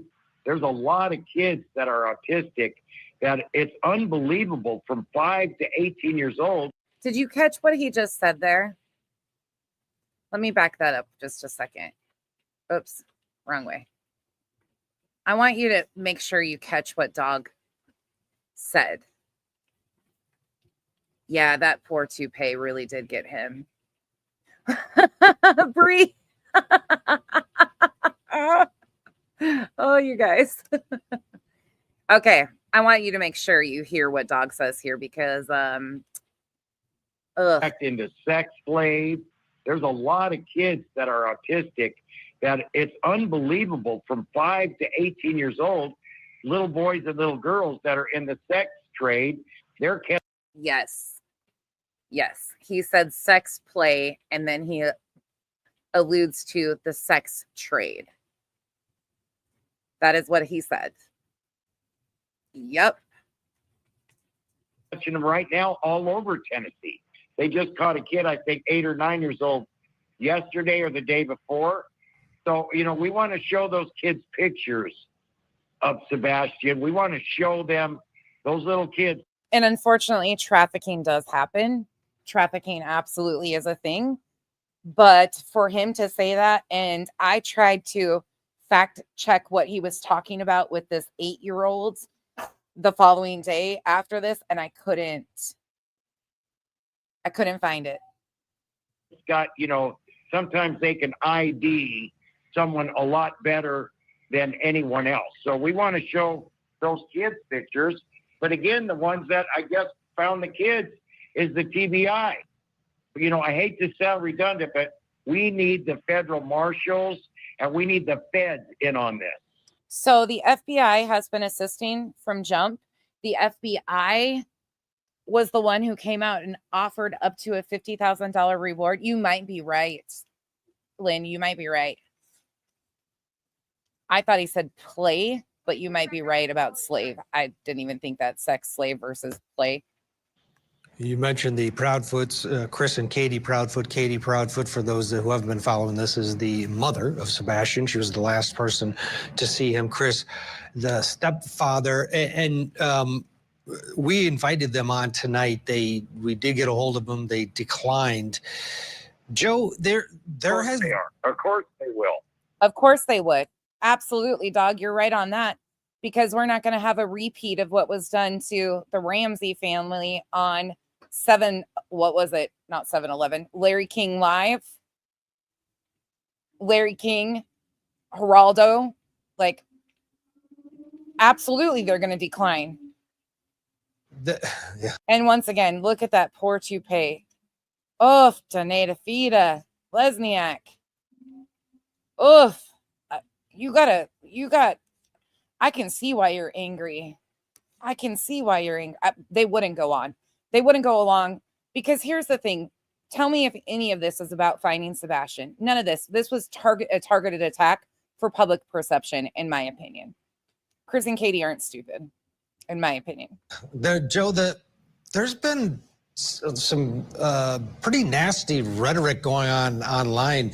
Not only, not just people attacking the Proudfoots, but Seth Rogers has been the victim here of a lot of hate. Where is that coming from? Seth Rogers is the only one that's been a victim of a lot of hate. Isn't that ironic? And such a mischaracterization of what's been going on. I think a lot of people have a lot of time on their hands. Chris, I think what happens is they get caught up in their own rhetoric, as you said, and their own story, and they want to try and create headlines. They want to try and create something that's not there. They create smoke. Okay, I'm sorry. There you go. There you go. Have fun. I'm so distracted by this toupee situation. I can't even focus. I'll be honest. This was my favorite part of the whole situation. This right here, this whole situation did him dirty. Like, just absolutely did him dirty. Thank you guys all for donating to our first fundraiser. Appreciate it. Smoke, and then they point to the smoke that they created, and you're sitting there going, stop, wait a minute, this doesn't make any sense. And yet they don't care because the smoke generates more advertising, more smoke, and more people. Oh, kind of what is your game plan that you guys have been executing, in my opinion, like the game plan that you guys follow. That's pretty much been exactly what you guys have been doing. And they have attacked not only Seth, but anybody who's aligned themselves with Seth Rogers. Seth is and Dog and all these individuals are trying to help find this young man, and they constantly are attacking anybody who's ever latched on to Seth Rogers and the search for Sebastian. And that should send up signals. I've been practicing in the criminal defense and criminal prosecution world for almost 20 years and prosecute sexual offenders and other types of cases, kidnapping cases. And it should send up a red flag to law enforcement of people who are degrading and putting down and trying to drag through the mud the people who are helping. And so these bloggers and these content creators, there are some that are very helpful and getting the name out. And holy shit. No way. You guys, thank you so much. This is the like a landfill search. I don't know if this was specifically footage from, I think it's just B-roll footage. Thank you guys so much for donating. We got a guest right quick. Y'all show the fuck out. Show out. That's what I'm talking about. Show the fuck out, y'all. They quadrupled my goal. That's what happens when people believe. We did it, you guys. Thank you so much. Thank you so much. Y'all are fucking awesome. I love this island. I love this community. You guys truly, like, I'm speechless. Truly. Thank you. Thank you. Thank you. Thank you. So first, that toupee is bothering the fuck out of me too. Ever since you pointed it out, now I can't unsee the shit. I'm sorry. Sorry. So, Vinny. So we just gonna say fuck Katie and Chris and what they going through and poor self. Did I hear that right? Did we hear that right? Yep, you did. You did. Okay. I wanted to make sure I heard that right. Yep. Okay. Second of all, what part of y'all don't understand that we literally had the whole fucking alphabet crew out looking for Sebastian? Once again, and I'm going to keep saying this shit, and I know some people don't like me saying it, but too goddamn bad, I don't give a fuck. Show me a black child that got that in this state. Show me one. Don't worry, I'll wait. You can't. Mm. Mm. You cannot show me a black child that got fucking drones, horseback, EquiSearch, FBI, TBI, Secret Service, National Guard, and every goddamn thing else you could possibly think of. Tennessee Wildlife Services helped. Shit, you had everybody named Mammy out there looking for him. Yep. Sure did. And if you Y'all want to question make it seem like Ellie, then that's the reason why I asked really quick to come up here. Y'all want to make it seem like Ellie didn't do their motherfucking job when now y'all are bitching that they did do their fucking job. So which one is it? Make up pick a fucking lane to struggle in. Pick a fucking lane. that's right. Either you want them to do their job or you don't. Which one? Because they did their job. They checked Green Hoodie out. And now y'all mad. Oh, the fuck? You're not supposed to do that. The fuck? Y'all Oh, no. said for months they didn't do shit. Then they do something, and then Yep. And they didn't do their job in February when they've had this footage from February. They've known these things from February. Because of the public upset that this bullshit with the green hoodie did, they had to come out and, just calm the whole thing down. And of course, that wasn't sufficient. So they had to twist it another way. yeah. That shit is complete bullshit. Absolutely.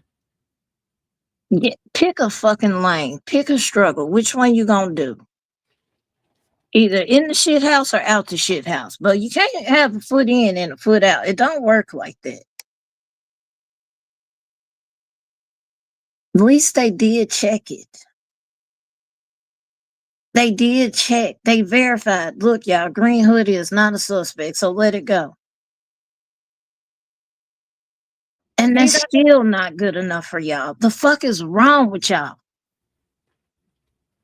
And they knew. They've known all along that Sebastian made it home from the Texas Roadhouse because they have audio. Seth's team, his team early on, and I've got those pulled up to show you guys.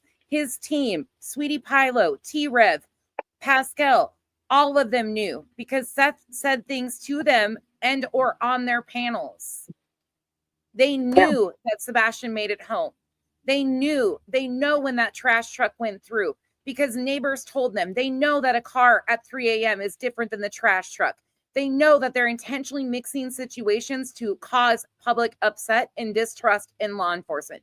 It's a part of the playbook. Exactly.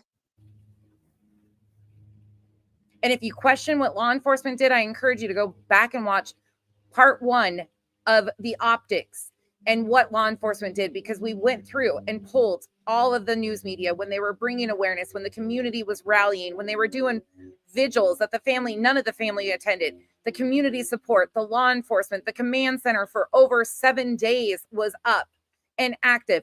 And then when they scaled back the search, they still were invested and have been all along. Craddock was asking for people with any suggestions, reaching out to other law enforcement agencies. They were doing it all. But you can't have your playbook and sell a salacious story if you don't do the trolling, right? And that shit is mad weird to me. That is weird to me, man. Me personally, and I know y'all are gonna say, because Chico, you got morals. I know. But to go out your way to purposely, because at this point, it's on purpose. God damn it, can't nobody convince me otherwise. To purposely hurt family members just to see if you can get them to confess to a fucking crime that we don't even know happened. Make that shit make sense. It doesn't. It's not going to.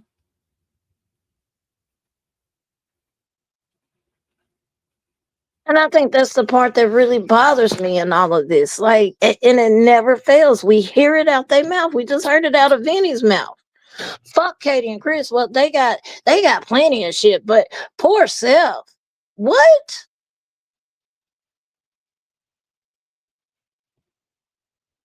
That's Yep. the mother. That's the person who pushed Sebastian out of her.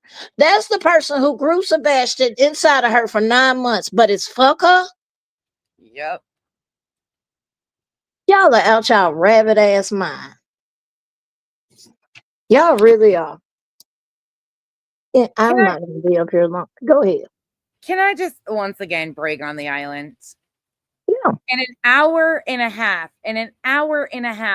you guys showed up and showed out. Showed up and showed out. We quadrupled my goal in our first YouTube fundraiser.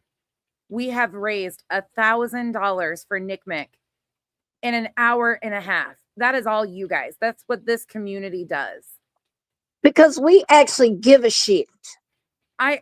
I'm floored and so proud to stand beside each and every one of you that shows up, that pushes back, that realizes what's being done to these families, and support the sources, the resources that are reaching out and helping these families and doing stuff, not exploiting these families. I am so proud to stand beside all of you. Thank you, every one of you. You did put this challenge out, right? You did. I did. You did. Okay. Just did. making sure you did challenge them. Okay. Do you think anybody's going to take me up No, on that? just like ain't nobody posted a black child besides me, Dutch, and Arctic, but I digress. Well, and I also challenged them 6 months ago to do something and pay it forward 6 months ago, because that's something I do every month. That's what I've always done. Do you think any of them have done it? No. No. And that's on them. But I can't control what anybody else does, but I am so proud of this community. I'm so proud of this community. Thank you guys. Exactly. I'm very proud of y'all. Y'all showed up and showed out. Not like it's moments like these that keep me pushing. Because there's days where I'll be like, fuck this. I'm not gonna lie. I'm pretty sure there's days where nonsense has those days. And you're like, you know what? Fuck this. What am I even doing this for? Yep. But it's moments like these that keep us pushing, which y'all don't know. It's because we're going to make change. It's because we are going to make change. We can, as a community, we can come together and support things.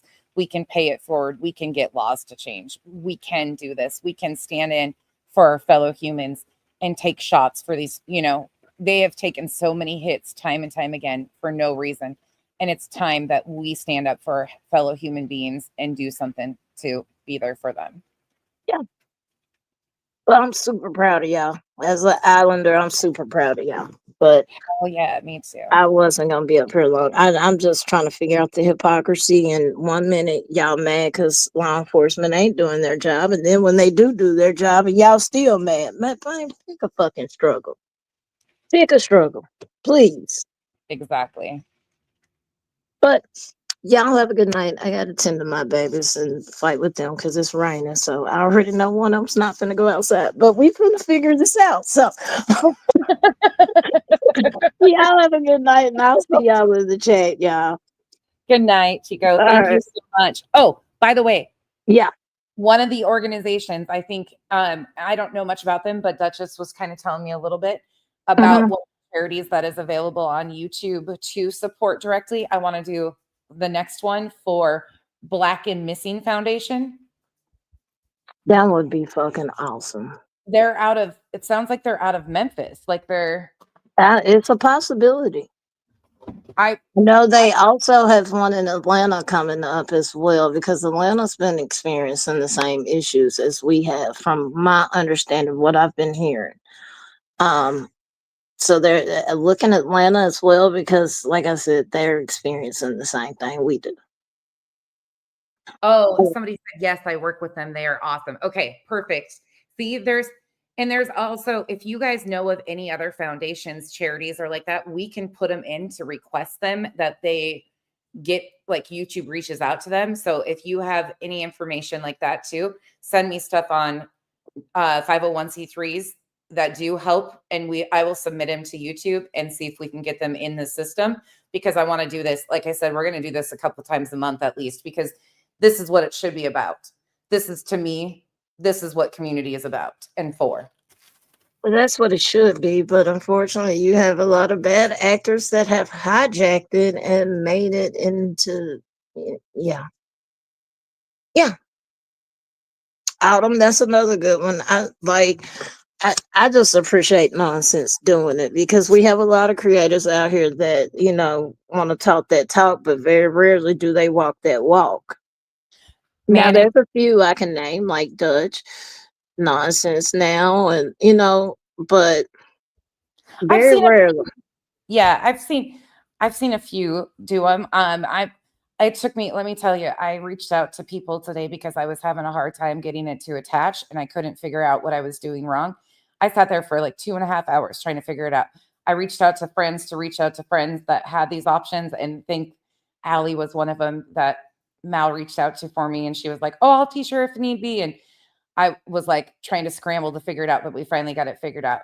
But another cool thing I think we can do is, I think we can link up as communities and set it up for all of us that have the option. I think we can all like join a fundraiser and set one for one big thing too. Eventually, I'm not sure how it works. I was just going through all of it, but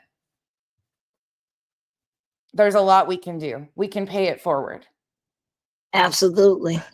And It's you about see the time. island is behind you. So Yeah, they showed up and showed out today. Like, this is amazing. well, you kept talking about it, so people, hey, it's a good feeling though. It is a good feeling. Heck yeah, that's it. Because right now, before the holidays, you know how many people are going missing, and these organizations are tapped on resources, they're tapped on funding, they're tapped on everything, and they Absolutely. provide so much to families and missing loved ones and resources, and they try to help, and they don't get the funding, they don't get the acknowledgement, and there's No, very few. I mean, it's a problem everywhere. It is. It's a problem everywhere, because y'all know I see it in Memphis all the time, and a lot of the issue is funding. But hey, we can fund MPD and them playing bumper cars and all these frivolous ass lawsuits. But yeah. Yep. Well, they're On not frivolous. They actually have a reason to be suing. Let me rephrase that. They're not frivolous. They actually have a reason to be suing. But if MPD did better, we wouldn't have the lawsuits we have right now going on in this city. So there's that. right. But y'all have a good night. Congratulations, Nonsense. I'm very proud of you, and I'm proud of y'all. Thank you, every last one of y'all, for I'm proud of showing the fuck out. This is an us thing. So y'all have a good night, and I'll catch y'all in the chat though. Okay. All right. Bye. Bye. Oh, this is what it's about, you guys. Thank you, Chico, for coming up and talking to us for a little bit. We're going to continue on. Yes, you guys, there are people that have done fundraisers before too. I think Dietz has done one. I'm sure Allie has done one. I know there's a few that have done them. We're not talking about them. You guys know who we're talking about. Who we're challenging to put their money where their mouth is. You know who we're talking about. Do you need me to name them? BJ, all the ones that have 10K, Spanky. Molly, that's one thing I will say. Molly used to do that. Molly used to do some fundraising and stuff like that. Well, sometimes on the side too. I mean, it is what it is, but this is what we are going to. But Nick, the challenge specifically is to you. You have over 10K. Go live in your community and match me. You can do it. You want to talk about it, be about it. Let's do this, Nick. Okay, let's carry on. We're going to listen to a little bit more of this, and then we're going to move along. Music City Mom, I love that. I love that. I absolutely love that. The information out, and then there are others who are just, like you said, dragging people through the mud for their own education and their own desires to get headlines and people to come and listen to them. You know, exactly what At Night Media Intelligence Agency, Dog the Bounty Hunter, and the team, you know, their shoot offs, their press release people are doing. That's exactly what they're doing. They're feeding them false information to build content out of and create narratives targeting the parents of a missing child. That is what is happening. You know, and to me, you know, as Andy Warhol said, everybody gets their 15 minutes of fame, but their 15 minutes are up. And we're tired of it. We're not going to sit tight and let these people utilize these powerful platforms online to drag and defame you know, individuals who are trying to find, one who's trying to desperately find his son, and others who are trying to find this young man on behalf of his father and his family. And so His father and his family, the one-sided narratives here, the one-sidedness, it just makes me ill. we have taken action, and we are moving forward in everything we can to stop it and continue doing investigation here, and that is to find Sebastian. Dog, when you have a mother who does not seem to want to participate in the search for her child, at least publicly, what does that tell you, mother? And this to me is disgraceful of Court TV. This is why I say it's not just creators on YouTube. This is Court TV allowing a targeted narrative against parents of a missing child. Nancy Grace was a huge shift in this case with feeding misinformation and attacking the parents. Allowing this to happen without fact base is dangerous. Profiting off people's pain doesn't just happen on YouTube. It's a big business, And unfortunately, we're watching networks get in on it. And stepfather, the Proudfoots I'm speaking of. Well, you know, brother, I'll leave that up to your viewers to decide. You know, as far as I've done this way over 40 years, and you know, I lost a baby girl. You know, Barbara. Emotional manipulation by using his own personal story, and he has not been looking for missing people for over 40 years. The only missing persons cases that are attached to Dog the Bounty Hunter were ones that the FBI offered a reward on, or high-profile social media cases, such as Kylie Rodney, and when they were searching for Brian Laundrie. Kylie Rodney, Brian Laundrie, and Sebastian. That's the only ones that his name's attached to through TMZ. That's it. Katie at 22 years old. 19 years ago, I barely still can talk about it. You know, so that is like unbelievable. And I also heard that there's witnesses that once Sebastian was in the front yard and Chris Proudfoot was screaming at him, and he called him a retard, and Sebastian hit the ground and started bawling. I mean, you know, all these, what is the old saying, all roads point to Rome? And here is where I'm going to switch gears for a moment and take you guys back a moment in time. This is Sweetie Pilo, who, as you guys know, has done the most in this case too, but then she backed away. So early on, she got connected with the team, aka Seth Rogers and the creators around Seth Rogers.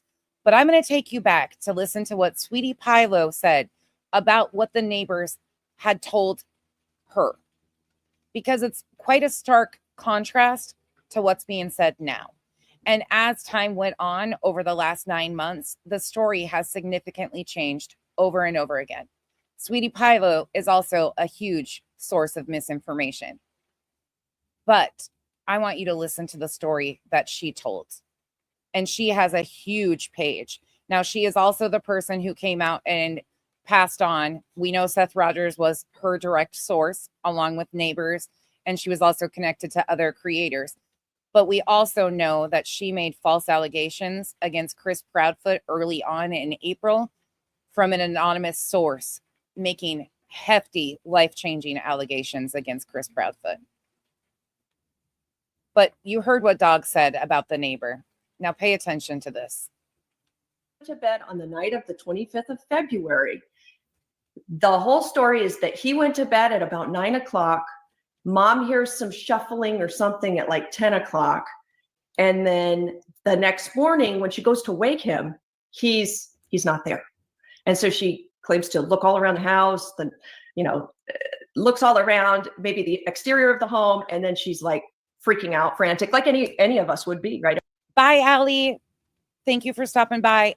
Allie, after the first of the year, when holidays are done and everything, maybe a bunch of us could get together, a bunch of us that have over 10K, and do a combined fundraiser for something. If you guys are interested, I would love to do that. So keep it in the back of your mind, and maybe we'll get together and do something. That would be cool too.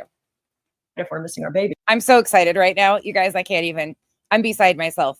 I just am beside the fact that you guys raised over $1,000 for charity in this stream in under 2 hours is mind blowing. Like right before the holidays too, like I'm speechless. Thank you. Thank you. Thank you. If I could hug y'all, I would. The canines tracked a scent through a construction area and into a retention pond. The pond was then drained, but they still did not find anything. So let's see. So all this started on February 26th, and now we're on March 21st, and there's still no answers as far as what happened to him goes. Now, what's a little bit odd to me is that they haven't raised more money as a reward to find him. I think last I see here, $3,500 has been posted as the as the reward for finding him. I'm sorry. And we know that was null and void. But we've seen cases where it's like 80,000, 100,000, 150,000, 200,000. Just saying, that's a very low reward, in my opinion. All right, so let's get to the meat and potatoes of all this. Then a landfill, a landfill was searched in Kentucky. That was on March 7th. And I think what led investigators to the landfill was the garbage men. The garbage men claimed that the trash that was taken out that day, because garbage was collected on Monday morning at about 5:12 a.m.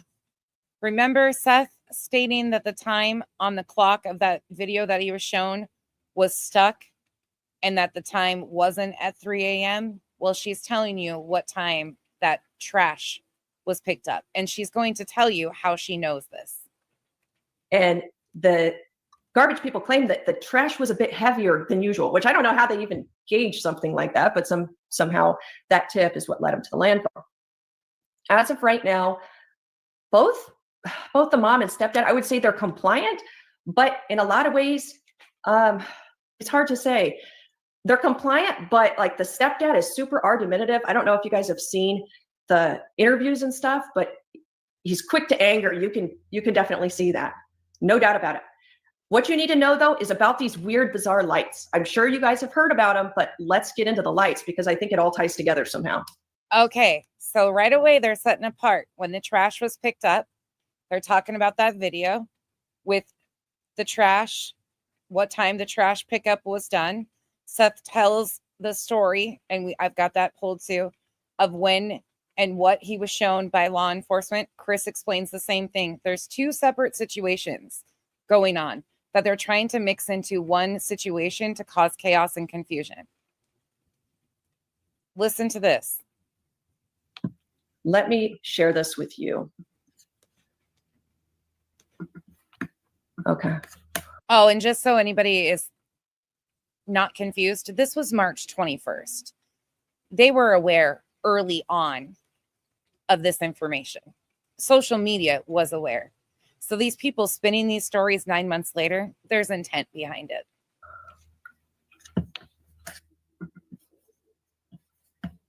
These lights are bizarre, man. The video you're about to see is from early Monday morning, February 26th, around 3:10 a.m. Now, there are no street lights in the Stafford Court neighborhood, so it is at night, pitch black. What you will see here are these 2 points of light believed to be people with flashlights in the area around Sebastian Rogers' Hendersonville home. It is believed Sebastian left his home barefoot and with a flashlight sometime overnight. Since his disappearance, authorities have reviewed security video from homes in the neighborhood looking for clues. We've had several clips that have come in. And this one is getting the most attention, showing signs of activity around Sebastian's home the night he disappeared. You see 2 light sources, which we've circled to help you follow. For point of reference, the security camera was pointed toward the back of Sebastian's home in a common area. In the video, you see subject 1 with a light source in the lower right-hand corner. Then you see subject 2 briefly appear and move toward the first before that light source is covered or obscured by bushes. Subject 1, a few seconds later, then moves out of frame. Then subject 2 reappears and follows subject one. Let me tell you real quick. The camera that observed these lights was on Kellen, I think it's Kellen Lane. Okay, so Kellen Lane, from what I've seen on the map, runs parallel with Stafford Court, which is the street that they were on. So this is basically a home that's likely behind them or offset maybe to the left or to the right, up behind them. So it captured these unusual lights that were at, a reasonable distance from each other. But what were the lights? They came on at 3:10 a.m., February 26th, which was that Monday that he disappeared. So continue this. One off screen. It's a short time later, and it's very vague, but then you see one of the subjects moving quickly back through the common area, and that is it. I know there's not much to see here. You certainly cannot identify anyone, but those close to the investigation tell me the mere fact that there is now evidence that someone is in the area around Sebastian's home is significant. This video shows suspicious activity in the immediate area the night Sebastian disappeared. Could one of these subjects have been Sebastian? Did he meet and leave with someone? Sebastian's father says his son would not go with a stranger. It's up in the air. And the crazy thing is people know, I'm going to say it again and again, that these are two separate situations. They know that the trash truck went through, that the family was shown when the trash truck went through. They know that there was an Uber in the area. They know that there was other things happening. Law enforcement has had all of this footage from the beginning. They know what was going on here. For me, because I don't think he would get into a vehicle with somebody unless he knew them. So what exactly are we seeing here? I know investigators are doing what they can to try enhancing the video for any more clues. For now, this video is now part of the Sebastian Rogers missing person file. And I'm it was absolutely negligence on Nick's part to release this. told it could become more significant depending on where the ongoing investigation leads. We'll be following that. Nick Barris, News Channel. In my opinion, Nick Barris has been doing a wonderful job. Lisa, you're correct. Law enforcement hasn't stated that publicly, but according to both parents, Seth and Chris, law enforcement showed them the video of when the trash truck went through. And they both spoke almost verbatim about what law enforcement told them. So although law enforcement hasn't said it publicly, both of the dads have talked about it and what was told from them from law enforcement of the video with the trash truck. Now there's two separate incidents that they're mixing into one for chaos and confusion purposes. Guys, let's get into the information that I've got. At the very least, it's going to be pretty interesting. All right, first thing you need to know, that Trev Time, he's another YouTube creator, he reported a couple days ago that a neighbor, somebody, I guess it was a neighbor, told him that there was a foreign car that came into that neighborhood spotted around 3 a.m. This complete... Again, so now that Betty is targeting SF and saying that he's withholding information, you guys can hear that other creators, including Trev Time, were already aware that there was a vehicle at 3 a.m. completely, in my opinion, corresponds with these unusual lights. But what does it actually mean, right? Does it mean that the parents in some way had something to do with it? Great question. Don't know.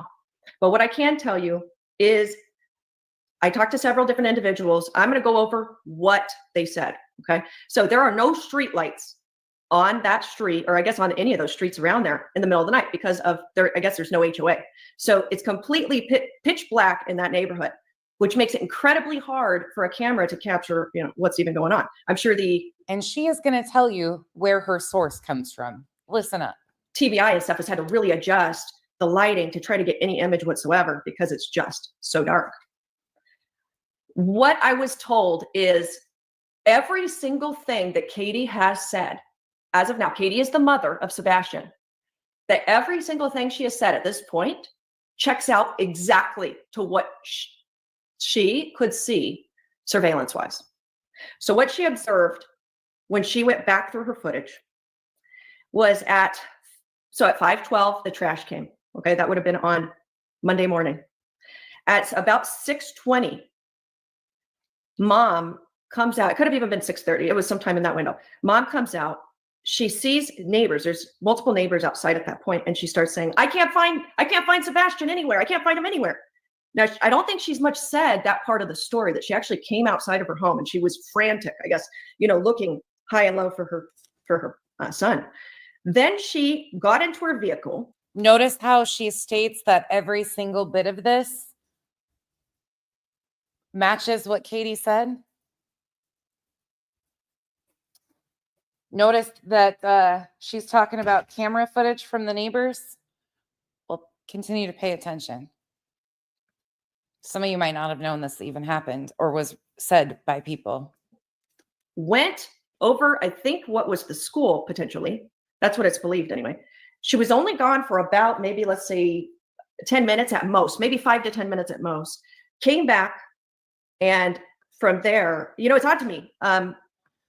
Lisa, in my opinion, that's to get under Betty's skin at times and other people's, which I don't agree with either, as you guys know. It should have been very clearly stated that they knew that they were two separate incidents. I mean, I agree with you on that, though, 100%. I think it was, what was it? The TBI. Hold on, let me double check before I say. I think it was the TBI, or we'll just say law enforcement. Law enforcement was not actually called until am I correct in saying it 11? Let me double check. I don't want to say it wrong here, but I think it was 11 o'clock. And at this point, you got to remember, this is 6:30 in the morning. Then the biological dad, Seth Rogers, law enforcement was contacted at 6:33. Seth Rogers was contacted at 6:22. He gets a message from, I think it was Katie, at about 7:20 saying, 911, can't find Sebastian, something like that. I'm pretty sure Chris, so the stepdad of Sebastian, he ends up coming back into town. Again, he was in Memphis working on this project. He comes back in at, I think, around 1 p.m.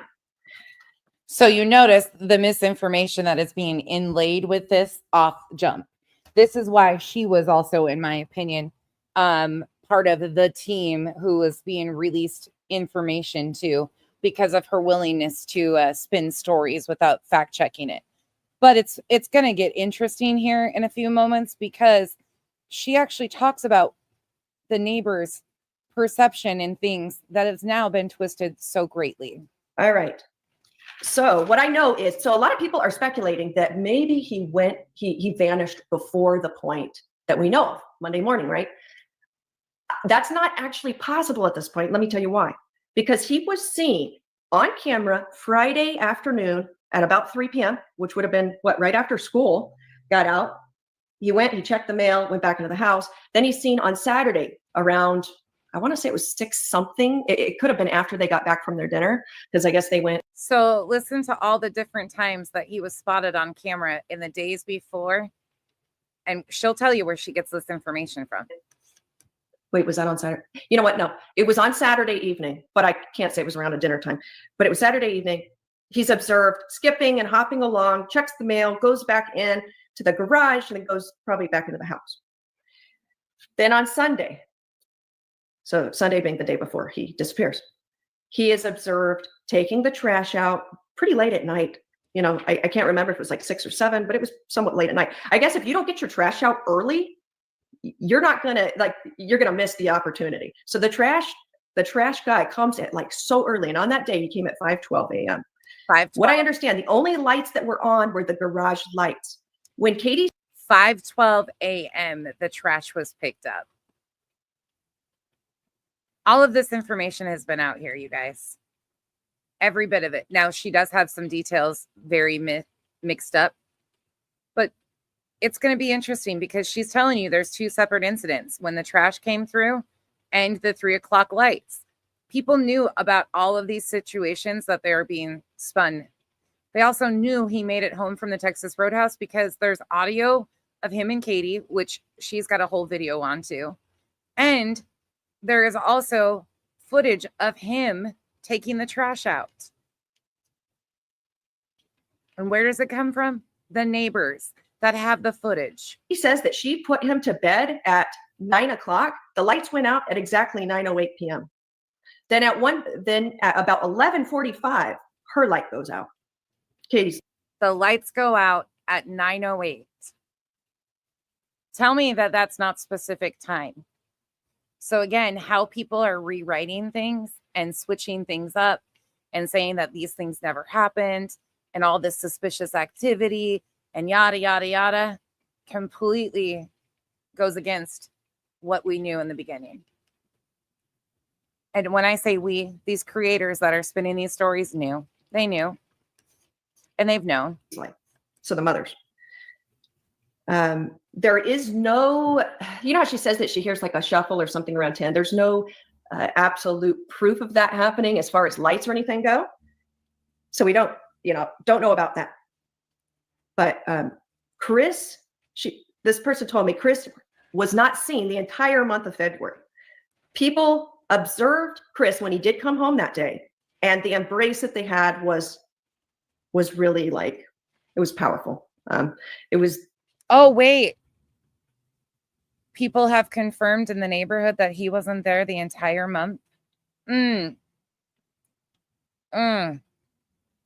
their embrace was powerful because they had a child missing. The look of grief. It was the look of being scared. Now, let me tell you, not all this information I'm going to be giving you is good and sunshine and rainbows. Like some of it is not good.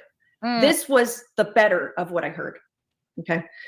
But I want to tell you everything. That way you can kind of get an idea and make up your own mind, for what you think happened. Because I'll tell you what, a lot of us are really stumped. One moment I'm like, this is so obvious. We know who did this. A kid doesn't just disappear. But then in the next moment, it's like, well, what happened? Like, this is bizarre.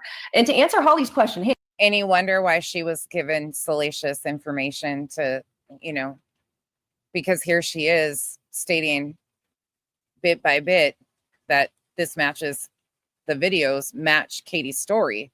So she's out here confirming that Katie wasn't lying because there's neighbors that were telling them that, no, this is all seen on footage. There's camera footage of this, and this. Isn't it ironic that soon she was brought in and given a bunch of salacious rumors to run with, and because she was already teeter-tottering on what she believed to have happened anyways? This is one of those creators that will go with anything for content, in my opinion. I'm not a fan, but I'm a fan of the facts. And I'm a fan of the fact that she didn't even realize she put this all out here. So now all these people that are trying to rewrite it, no, we've all known. Hey, Holly, did he have his glasses? Yes, supposedly his glasses and his flashlight are among the things that are missing. Supposedly. Okay, so I want to tell you this next thing that happened. Just a second. All right, so for about a week to follow his disappearance, Katie had his hat, his shoes, and a blanket on the front porch. And one morning she was observed coming out the door, leaning over the railing and screeching Sebastian's name and crying and like screaming like crazy, like Sebastian, like a mother. Oh, but she wasn't grieving at all. She wasn't grieving one bit. She wasn't upset or erratic or frantic that her child was missing. Not at all, but it's on camera that she was. Mother would act. Law enforcement came to each of the neighbors' homes, searched their entire home, their attic, their drain pipes. There was multiple dogs. Law enforcement on horseback for 7 straight days. Law enforcement. Wait, they searched the neighbors' homes, their attics, their drain pipes. Law enforcement, once again, did a thorough investigation. Was in and out of the Proudfoot home for probably the first couple weeks. Oh. It's so confusing. Like, this is crazy. That's all I can say.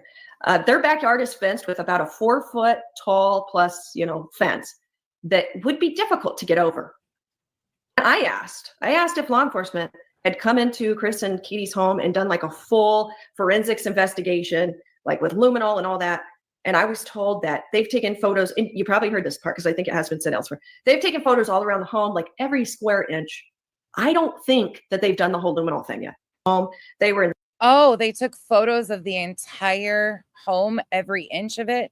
So you mean that law enforcement and Julie's newly released photos of the house probably mean nothing because law enforcement has been, taking care of everything from jump, according to the neighbors, that now somehow new neighbors have switched up the entire bit of the story. In the attic, they took photos of every square inch of the home, exterior, etc. And then I said, people are uneasy with the changing story of Katie and how she heard rummaging at 10-ish, p.m. And I was told that is the exact same story that was said day one. So Oh, wait, that's the exact same story that she gave on day one. Say it isn't so. if mom is BSing here, she has stayed extremely consistent with her story, which is interesting. One detail that she hasn't mentioned, though, was, like I was saying, the point where she does run outside, where she does get in her vehicle and she runs, goes and explores the neighborhood to see if she can find him. So it's like, what happened? This is crazy. But I want to tell you, what was observed was the living room light on, the garage light on. There was a door that was open. And I think it was open for a long period of time. She should have stuck to the facts and the truth instead of the salacious bullshit to sell people a story. Because she's confirming that Katie was consistent with her story. There's camera footage of all these things happening. She was a broken, grieving mother. All of the things that we've heard be said that people want to twist and turn and make into something else. Yeah, shocking, huh? Could that have been the entrance for, now I'm just going to be hypothetical here, okay? For somebody to come in, if this was some sort of a staged manufactured, whatever, who knows? I want to tell you, Sebastian was born with fluid that surrounds his brain. It's on I think it's the right side, bilateral side of his brain. With any impact of significance, it would end his life. Okay. It's a very, very sensitive issue, his head, as far as any, situation goes where he's in a physical, whether it's like a physical altercation or something, it could easily end his life. I'm going to speed her up again, you guys, because we've got more to get through. But I thought it would be interesting to go back and listen to when people were actually confirming that Katie's story was consistent and all of the things that the neighbors originally claimed that they saw, that quickly over time switched so significantly. New neighbors started coming out and talking. Neighbors that didn't have camera footage. Neighbors that wanted to busybody themselves into things such as a Facebook group on the 27th of February. Neighbor stories who have been completely switched and ran with by people like Dog the Bounty Hunter and others.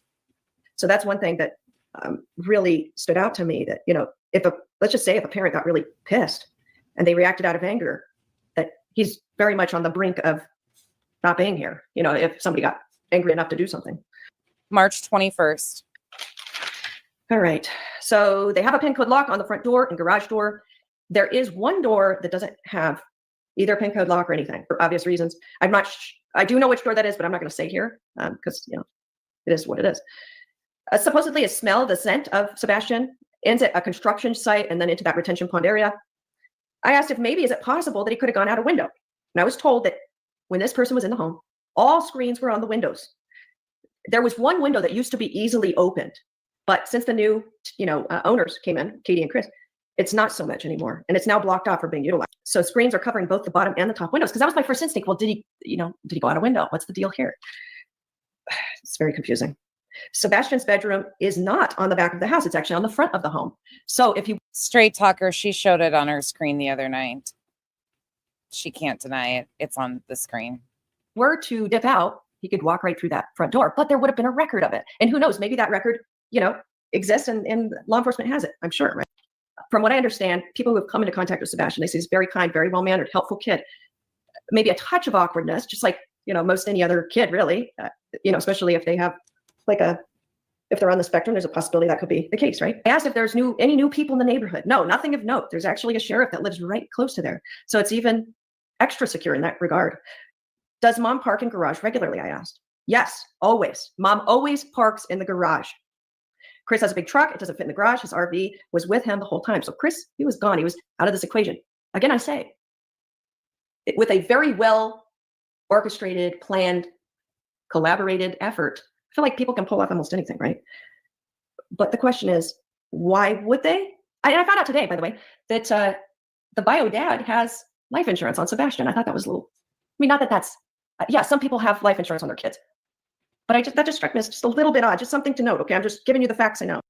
So I asked. Don't you find it interesting that she was kind of open-minded in the beginning of this and quickly by the beginning of April, she had an entire narrative that she was painting against the Proudfoots. I mean, how dare her come out here and confirm all of the things that the neighbors actually saw and the things that were actually going on. You can hear her turning notes. She had even gotten notes of the things that she's saying. But by April, the beginning of April, she was telling a whole other story. Do you think TBI is eyeing mom? And as of now, not according to this person, I'm just reading according to this person. It has been said they took her in, questioned her, everything. She said the first day, and she said continuously that she's just been racking her brain to see what she's missed. Mm-hmm. People were asked. So law enforcement went door to door. Like I said, they were searching attics, everything, crawl spaces, pipes, drainage, whatever. They were asked, was there ever anything strange or weird going on over here? Any inappropriate parties, activities, any bruising, anything? And they said no, nothing that they could see. But, our neighbors don't know everything about us. Our friends. Oh, wait. The neighbors confirmed that there was nothing out of place. The neighbor that has all of the timestamps, that had direct view of the house, that would have all of these things caught on camera if there were these things, say it ain't so. That there wasn't anything out of the ordinary. Friends don't know everything about us. Our family even sometimes doesn't know everything about us. So could something be missed? Of course. But the possibility I saw in this was the one. You guys, mods, please feel free to do as you need, of course. What's the right word? Like the one thing, the one variable, how about that, is that she parks her car in the garage. That light was on the entire night. So if the light to the garage was on the entire night, I feel like, could that suggest that, again, with a very well-planned plan, you would keep lights on. You would want everything to stay exactly as it should be, so you could carry out what it is you want to carry out. So it looks, so by the outside, right, from the outsider looking in, everything looks unassuming and just normal. That's what makes me wonder, you guys, is that whole garage situation. Is there more to it? Katie is trained in MMA. She can whoop some ass if she wants to. Just going to throw that out there. And of course, they got to throw in shit like that. Let me see. Supposedly, you probably heard this, but supposedly Sebastian is really scared of Chris. And I think if you've seen interviews, right, already at this point, it's very obvious that Chris has a way of maybe he's just super brash. How can I put it? An a-hole, like whatever you want to say, fill in the blanks. But would he have reason to take, Sebastian out of the equation? Now, from what I understand, and gosh, I don't know if I should say this. I've been an ultimatum a while back because I don't want to go deeper than that at this moment. And here's when she starts mixing factual things that we're actually seeing in with rumors and speculation. The playbook, the 101 playbook, inlay a bunch of factual information, the timeline, the situations, and then add salacious details and rumors that cannot be vetted, perceptions, but nothing was out of the ordinary. They know there was multiple vehicles. They know that he was seen on camera taking the trash out because neighbors had this footage. They know.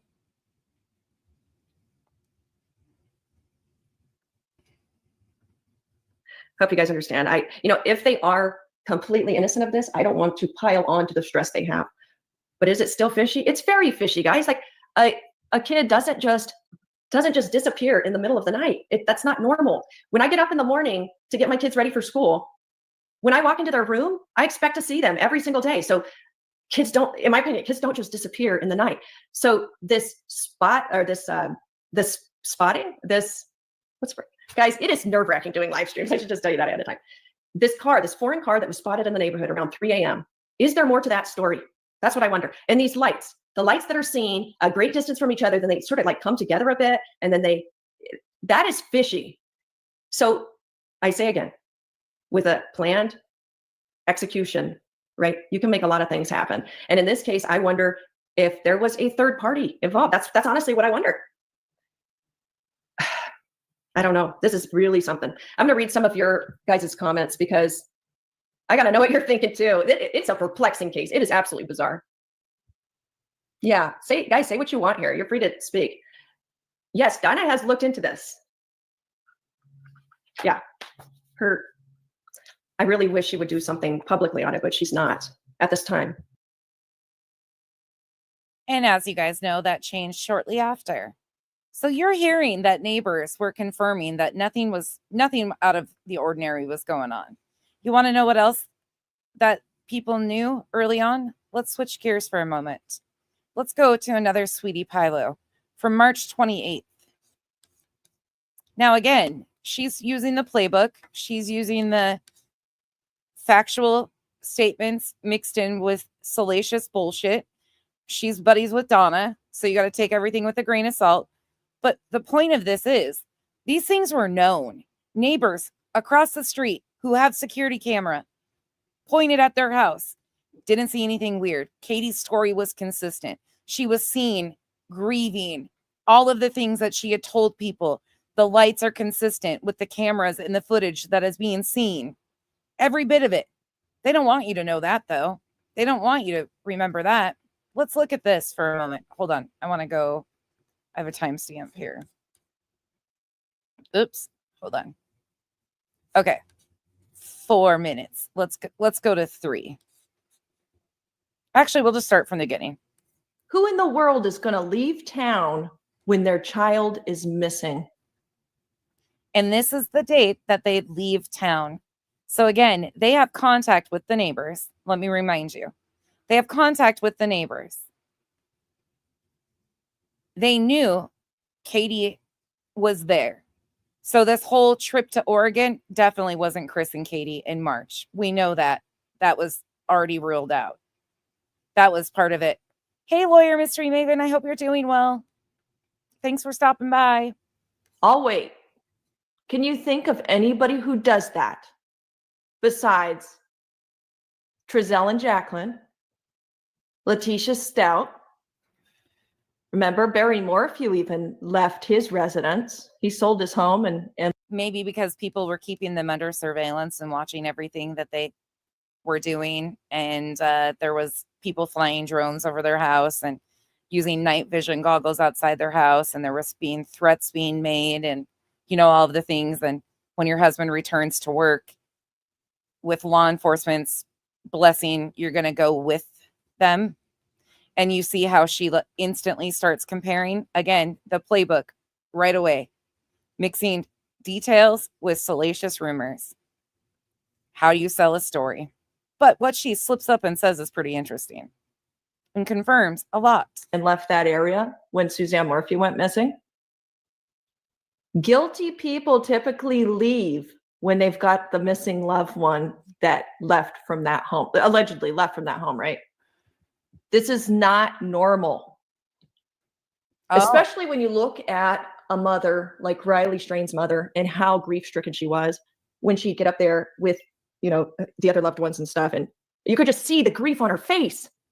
These people are pretenders, 100% pretenders. And I don't know how it's not clear and evident to everybody, but it's not. Now, I must admit, last week when I made my first video on this case, I was not 100% sold on their guilt. It just wasn't. Just because weird stuff can happen, Because you were following the facts. As we know, things that you've never imagined to take place do. So when I kind of investigated and talked to different sources and got the full picture of what they were telling me, it was kind of like, okay, I wasn't 100% sold of their guilt though. Like not 100%. After the Nancy Grace interview, forget about it. Forget about it. It was so clear to me, like, Told you that was a huge turning point for a lot of people. who in the hell is going to lie when they have a missing child? Who has time for that? Can anybody tell me who has time to lie when their child is missing? Because I can't think of it. Like, your child's missing and you're gonna go on Nancy Grace. It wasn't, let's just say, let's play devil's advocate here. Were they maybe worried about how Nancy Grace was going to view them? Like if they did tell the truth, is that why they lied? Like about the CPS stuff, maybe about her hearing a thud, just these different things. But you said already that there was something and she was consistent with her statements already. We already heard you say that. And as far as I don't know what's being talked about in the comment section, but I'm catching some of it. There was a family friend that actually spoke at the vigil on both Seth and Katie's behalf, a family friend of all of theirs. And then they've had support from both sides. Katie's had a friend come out and speak on both of their behalf and talk about how much they both loved Sebastian. That was Gabby. And then we've also had family on both sides make Facebook posts, but there was a family friend that came out and spoke, and media caught it early on. That happened. Like, was that maybe the reason? Or is it just the fact that they're trying to cover up? Remember, we lie when we have something to cover. So where the truth is weaved in between the lies. So why all the lies, right? It's because they were up to no good. That's my opinion. I want to tell you, let's get down to CCC, that'll be up for law enforcement to investigate. I have no idea. Not my job. I keep in my lane. That's law enforcement's job, not mine. I'm not an armchair detective. some facts that I have found out since I last went live. And we can, you know what, there's so much to talk about. I almost don't even know where to begin. So bear with me. It's going to be random. Okay. If you can handle random, you're in the right place because it's going to be random. But I want to share with you everything I know at this time that I think matters. So the first thing you need to know, there was an ultimatum. It was about 3 months ago. This ultimatum was shared with Seth. And this ultimatum came from Chris to Katie. He specifically said, so Chris specifically said this to Katie. He said, if it comes between me and your son, I expect you to choose your son. This 100% happened. So the ultimatum of sorts was, I expect you to choose your son, but I thought he was this controlling, demeaning person. But he's telling Katie to choose her son over him? Wait, how does that fit their narrative? Oh, wait, it doesn't. It doesn't. And again, by this point in time, you see how things had greatly publicly shifted optically. We're watching that in the timeline, but this is a huge indicator here because this goes with the Texas Roadhouse bullshit. As God is my witness. So is that when the seed was planted that maybe there was a reason, as much as I hate to imagine a mom doing this, but is that the reason that she chose, in the end, that she chose her husband over her son? Because Sebastian could have been a thorn in their relationship. Yeah, it's very sick, Mar. Yeah, ew, exactly. Ew. So the second thing I want to say too, that really matters. So there's a lot of speculation. When was he last seen? 6:30 on Sunday night. Law enforcement has him on camera leaving the steakhouse. They drive 6:30. Isn't that consistent? Law enforcement has him on camera leaving the steakhouse. Well, again, this was March 28th. Things that were already known early on. for 9 minutes back to the house. Now, about a week after this information was uncovered, I guess, from law enforcement, or it's actually no, about a week into the investigation, then Katie comes out and says, hey, by the way, I have dash cam footage. So Sebastian is actually heard in the vehicle on dash cam during that drive home. So we know for sure, 100%. And so far, my source has been on point. Okay, it came out in the Nancy Grace. Everything that I've been told so far has been top notch. But that's the last time he was heard from. So I'm guessing once they returned home, 6:30 something that night is when the trash happened. He's seen taking the trash to the end of the driveway. Now he's seen taking the trash to the end of the driveway. There's one detail I didn't tell you guys about that trash thing. So the person who shared that information with me, she told me that she herself didn't actually see that part, but when she talked to law enforcement, she said, so did you guys actually see him taking out the trash at 6:30? And law enforcement officer says, yes, he is for sure on camera at around 6:30-ish. So he's actually seen, though, taking out the trash. So we know that those two sightings, well, his voice in the car, but then the trash, taking out the trash, both of those are valid. So we can honestly say that's like the last time he's heard from. So law enforcement confirms that he was seen taking the trash out. But why do you think, for 1 second, that by May 13th, things are very hazy?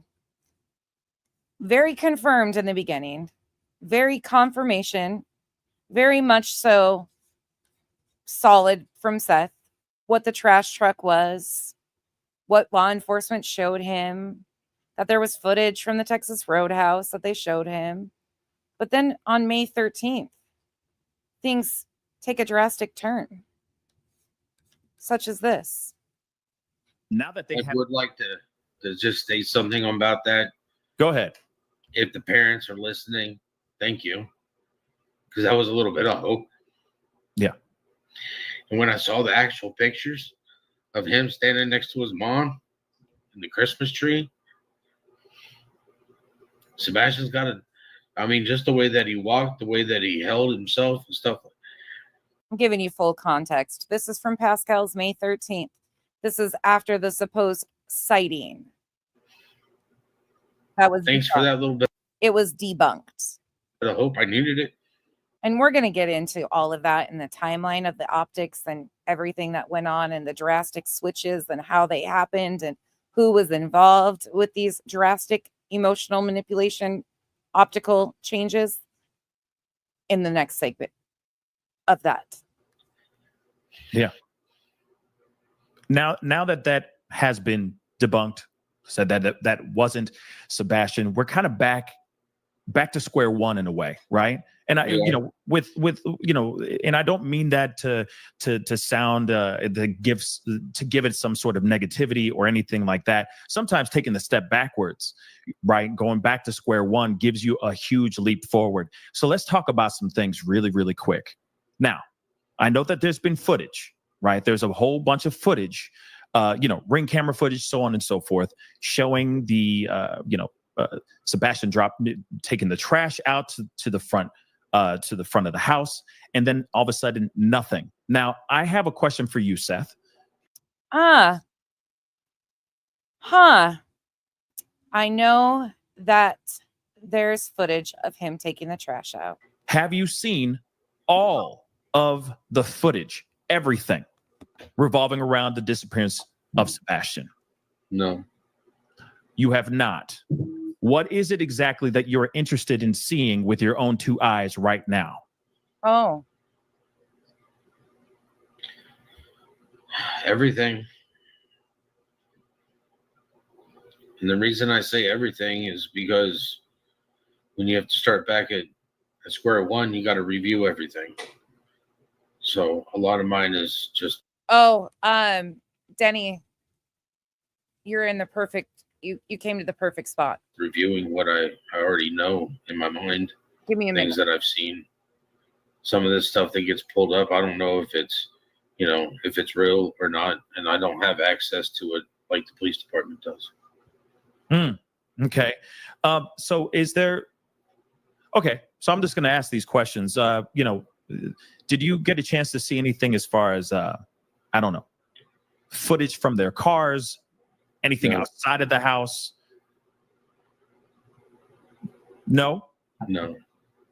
Okay, so is there dash cam footage from somebody's car? I heard that there was. From whose car? Denny, did you hear that? Seth says, I heard that there was. He's not been shown it, supposedly. But notice his answer. He confirms that there's audio, dash cam audio, in his Seth way. Not for mine. Okay. I don't have a dash camera. But somebody does. Somebody does. Okay. But you haven't seen that footage. The police don't put it out, I don't see it. If the police don't put it out, I don't see it. Yeah, Denny, you came in at the perfect time to ask that question, because I was like, okay, just because this source across the street says that, they knew this. Well, there it is. Seth confirms that there is dash cam. Of course, they're going to keep things close to him. We don't know what law enforcement showed him.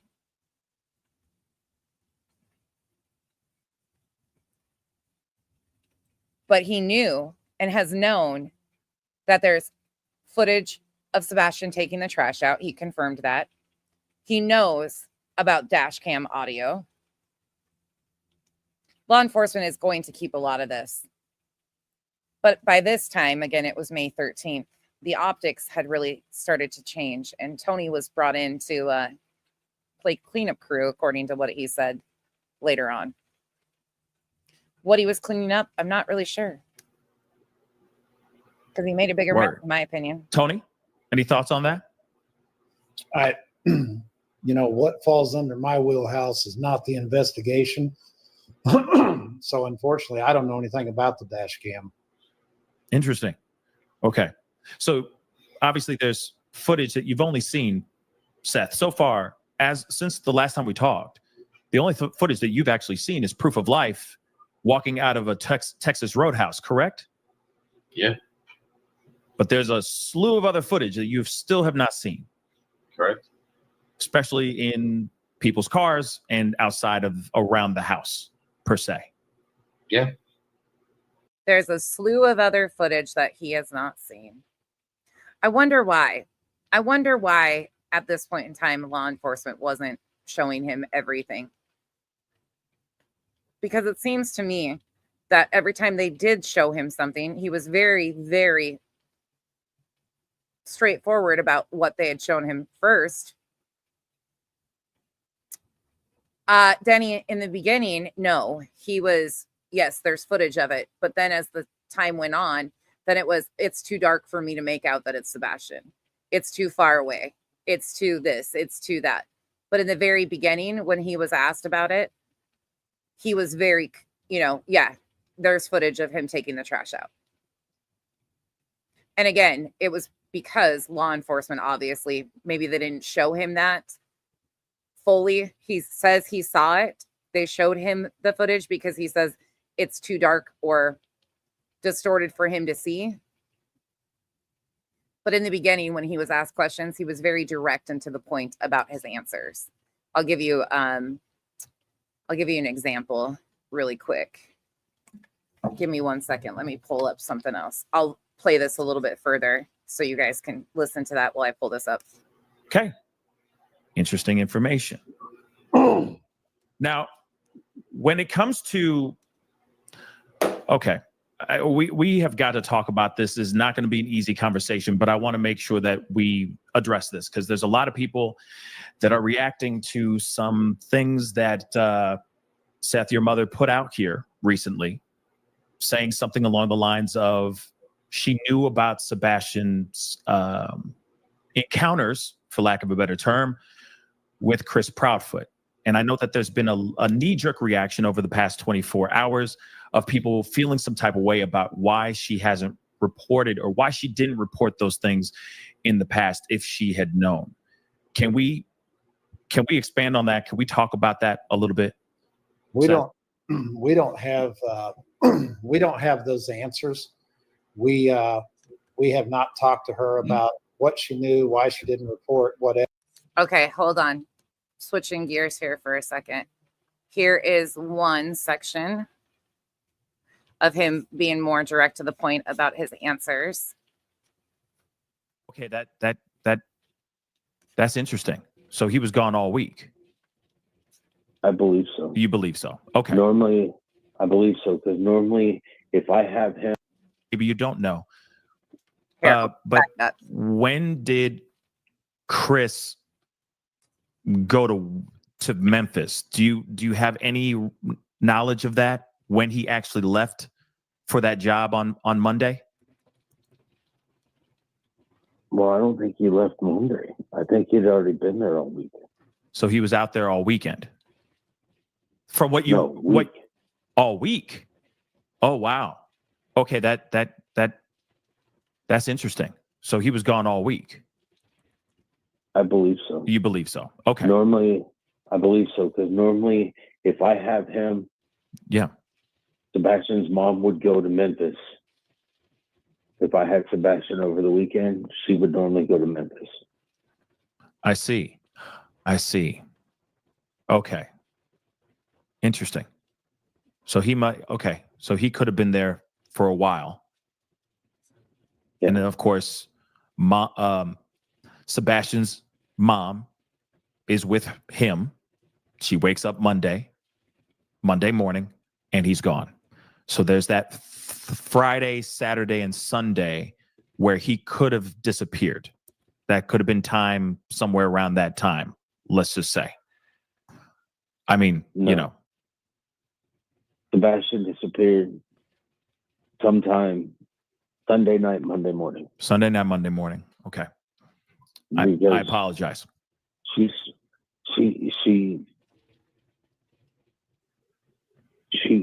There's evidence, there's video proof of Sebastian with Katie Sunday evening.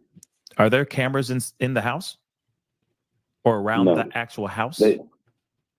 They went to dinner. Gotcha. So they did go to dinner on Sunday. Mm-hmm. And there's actual video proof of that. Yes. Wow. Okay. Okay. Wow. Well, Seth, do you have anything that you want our listeners to know about the search, about Sebastian? Anything that can help in finding him? I just ask people, keep your head up and your eyes open. If you see him, please call 911. Yeah. So as you heard, he's more confirmed in his answers. He knew. Law enforcement has seen things. He was aware. He'd been shown things. He explains things. He's very specific on what he's talking about.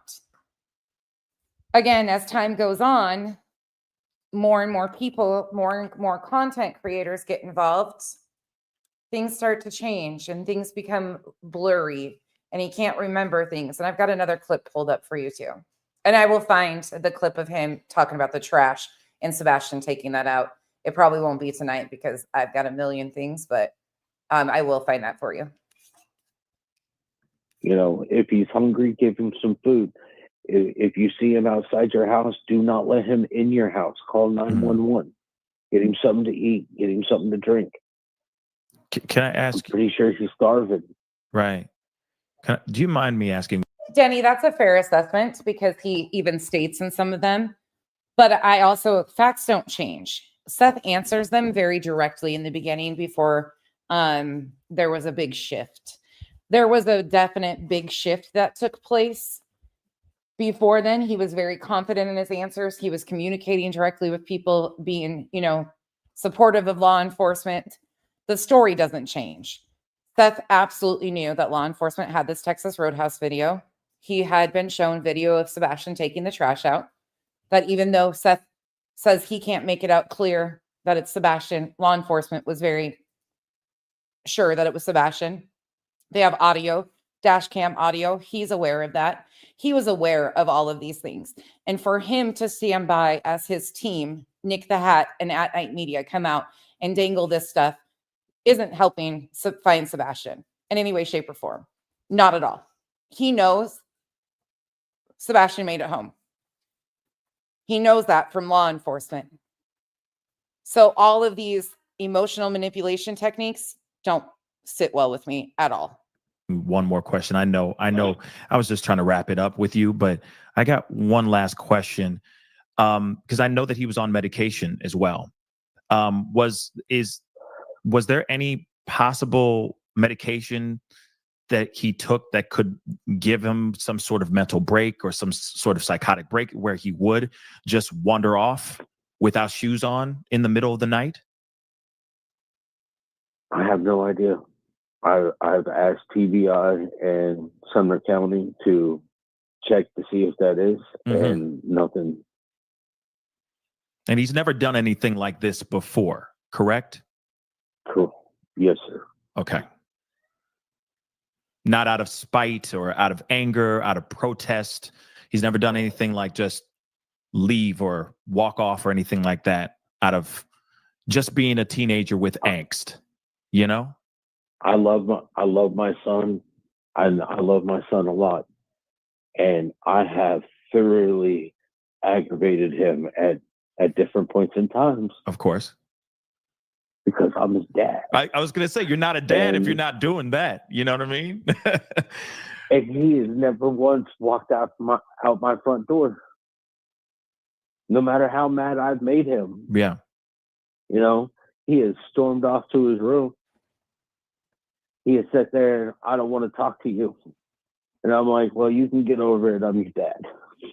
Okay, I'm going to show one other part because I think this is important also. But I'm doing this because I want you to know, I want people to be aware that this emotional manipulation that is happening now by content creators is useless. It is absolutely useless. Seth knew and has known that law enforcement had this footage. They've been very open with him very honest with him in the very beginning. Other people knew. It was being confirmed by neighbors, all of the people. And you can pick and choose what you want to believe, but it's consistent across the board. Law enforcement had footage. They shared it with the family.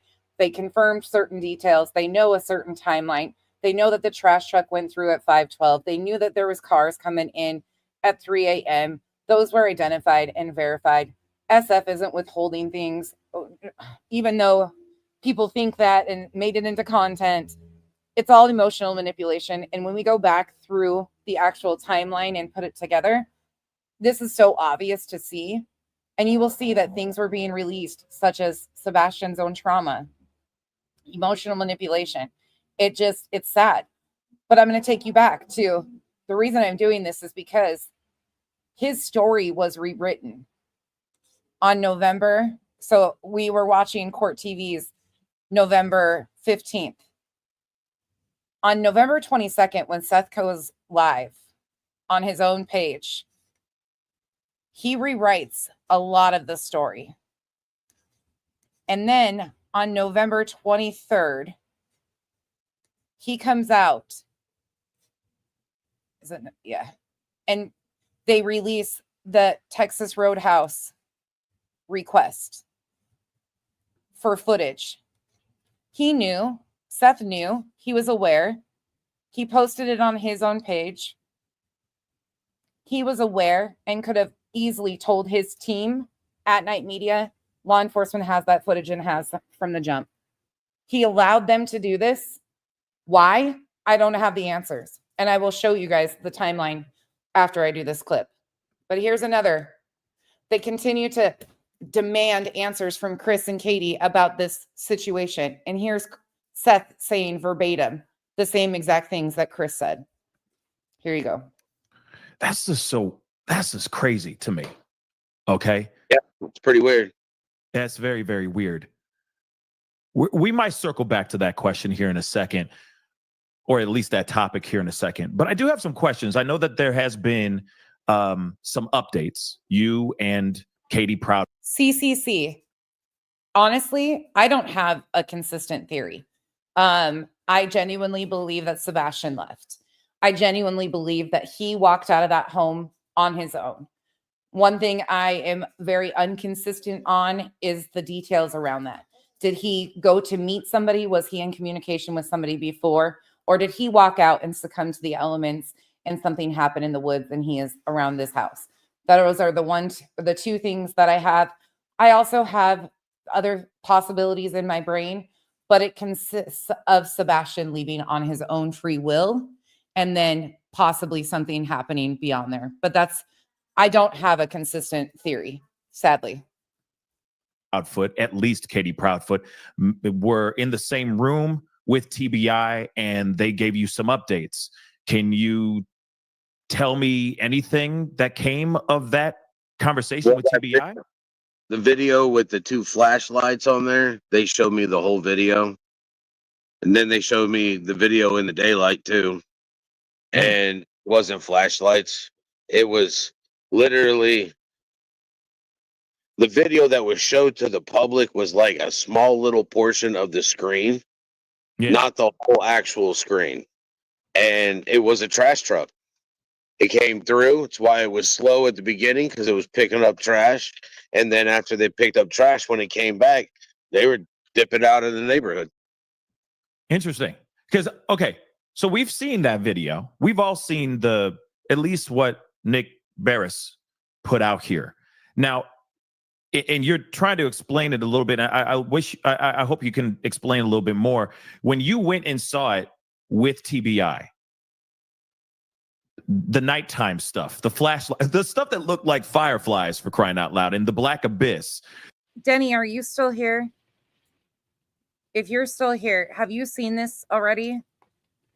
This, when he confirms that the TBI showed him this footage, I believe in my heart of hearts, I believe that law enforcement at this point in time, this was the meeting that him and Katie had with TBI.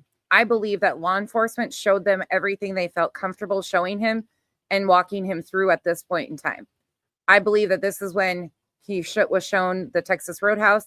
But I believe that law enforcement genuinely told him what they had gathered in their working theory at this point. I truly believe it because he's so consistent in his answers. He's so spot on about his answers here. And he was happy that he got to see Sebastian. I'm going to be honest, I don't necessarily think Seth has any knowledge of where his son is either. I do not believe that. I don't believe Katie, Chris, or Seth know where Sebastian is. I believe we have a teenager who walked out because there was problems going on. I see Denny's here. Thank you for commenting.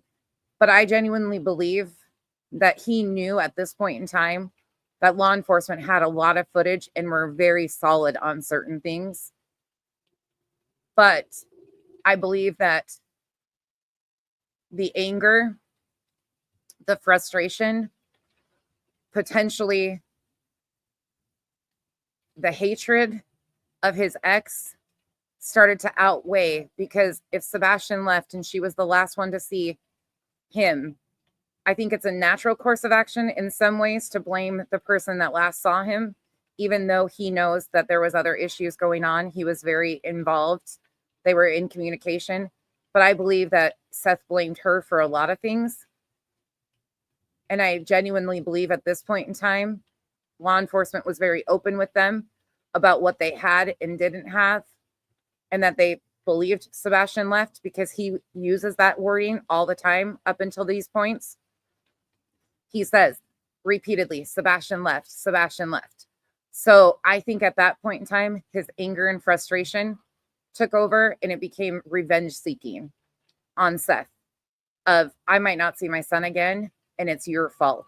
Whether there's, I don't think he believes that Chris and Katie have anything to do with it, genuinely. I believe optically he's allowing people to think that, because unfortunately, I think he likes to play the victim. And I think that he wants the public sympathy, because if something did happen to Sebastian, he needs somebody to blame, whether right, wrong, indifferent. And it's going to be her. And I hope that makes sense. But I genuinely believe if you listen to his answers, he's very consistent here. Oh, Revival, 100%. I don't agree with it at all. How he's treated Katie and the continued abuse of her and allowing the people around him to continue the abuse. But I think 100% that's why Tony was brought in, to control a narrative.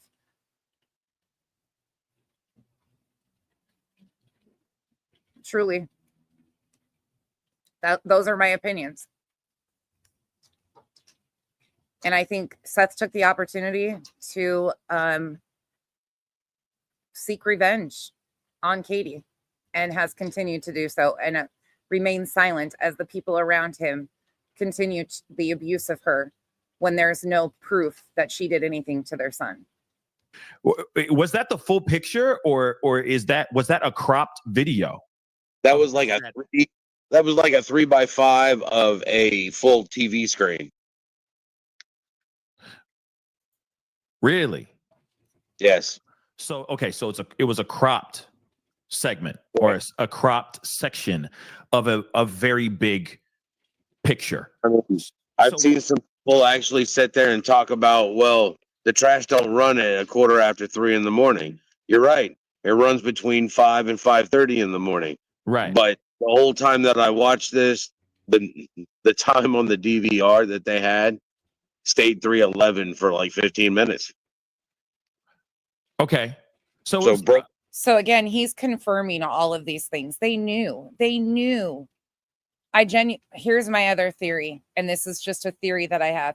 I believe at this point in time, law enforcement, again, this was the end of March, had a working theory that Sebastian left, and that either he would be found in the woods around their house from an unfortunate accident, or that he was lured out by somebody, potentially. I could be wrong, but I think that those are potential theories that would make sense to me. Now, the possibility is endless outside of like what you could add into those theories. But I genuinely believe that's why Seth was consistent with his answers. And I believe that he wasn't, a trauma response. And I believe that he has had a lot of issues, a lot of generational trauma. And he started to, like I said, seek revenge in a way. And if Sebastian is no longer here, he has no further ties to her. So I don't know how to say this properly. But I'm going to get back at you because our child is no longer here. Right, wrong, indifferent. You don't have to like my theories at all, but I believe that there's more to this story. I believe that you have a child that was struggling with some things and parents that none of them knew exactly how to help the child.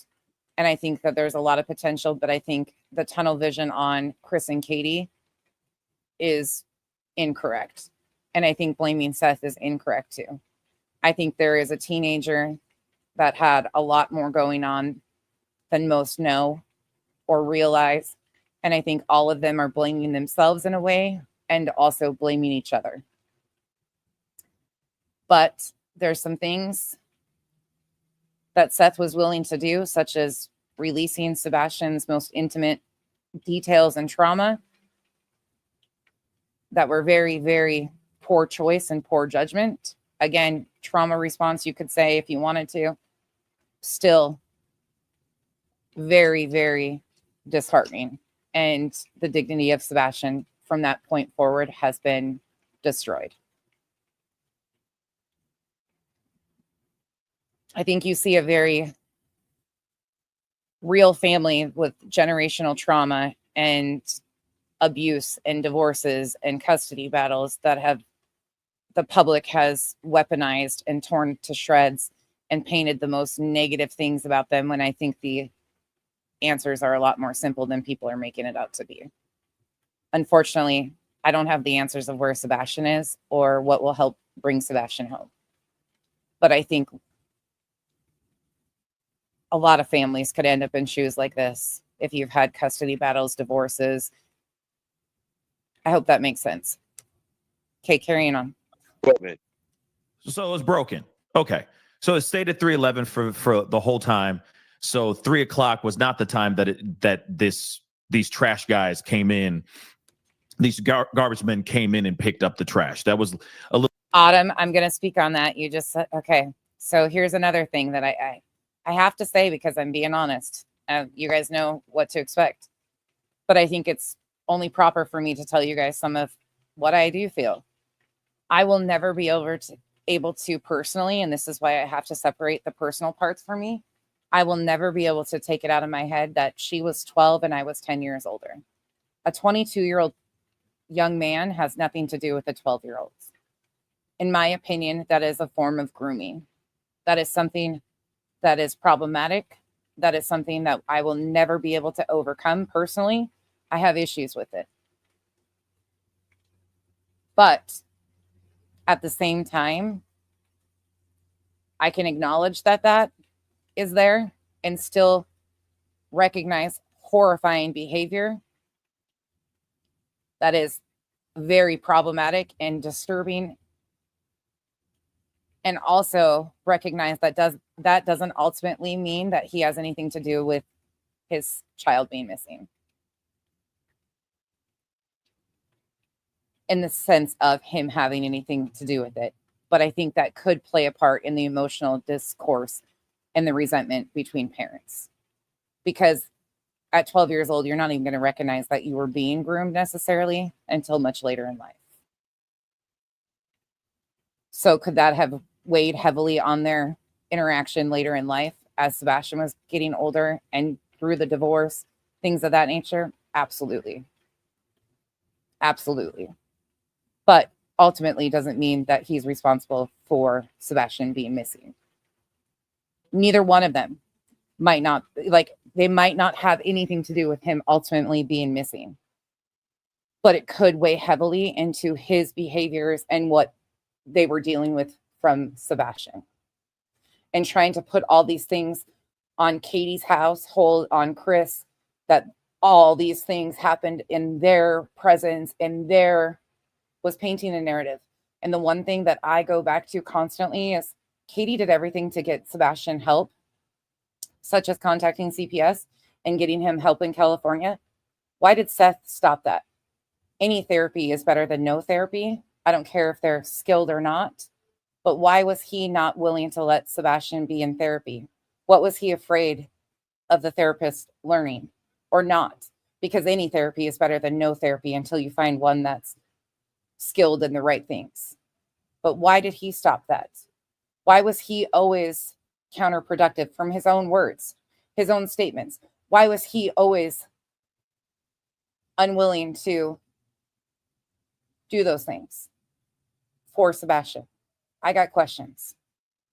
I don't know if that makes sense. I hope you guys are understanding. And then the narrative that's been painted about Chris and Katie was very intentional from Seth. Sweetie Pilo released things about Chris Proudfoot that we know there's no source to besides Seth. But why are they constantly trying to paint a narrative that Chris and Katie let Sebastian be abused? This always happened in their home, around their people, when he had no contact with her mom. We know that. That was a lie. We know that she reached out when the incident in California that wasn't a much older boy happened and got help. Why did he stop that? Why did he come out and say publicly all these things that are untrue about their home, and Katie allowing him to be around RSOs and things of that nature? There's a lot of bigger issues here in this story, and it seems like a lot of saving face to me that I personally have a lot of hard time with. So I have to disconnect myself from a lot of it, because otherwise I've got too many questions I can't answer. And at the end of it, Sebastian is a victim. Sebastian's dignity was destroyed and stripped by the very people who claim to love him. And there's that. Okay, carry on. A little bit later on, a little bit earlier in the morning, if that makes any sense. More like 5 or so, right? Correct. And of course, again, this was a cropped video from a very, very big video. Yes. Okay. I honestly think somebody did it for clickbait. I mean, I see. Okay. So then, he okay. wanted people to log in to follow. And Right. if he's watching this now, he knows why I'm not answering his phone calls. Oh, I see. No, I get that. But okay, then tell me this. It's extremely triggering for me, CCC. 100% it's extremely triggering for me. Because I can't imagine an adult weaponizing a child's most intimate trauma and then trying to paint a picture about the other parent. Because at the end of the day, kids love their parents no matter right, wrong, indifferent. Even if they're going through a whole bunch of shit, they still love their parents. It's extremely triggering for me. This is where I disconnect and just stick to the timeline of things that happen. But you will be able to see through the timeline how things switch and change, and how every possibility of painting this story in that direction has been taken by the team led by Seth Rogers. And you cannot overlook the fact that Seth says he is the boss.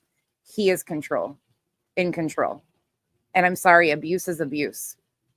But what he is allowed to be done to Katie when he knows the facts and he knows that law enforcement showed him these videos and he knows that they had this footage from Texas Roadhouse, him being so willing to sit by and let her continually be abused by the public and by complete strangers is disgusting. And that's abuse.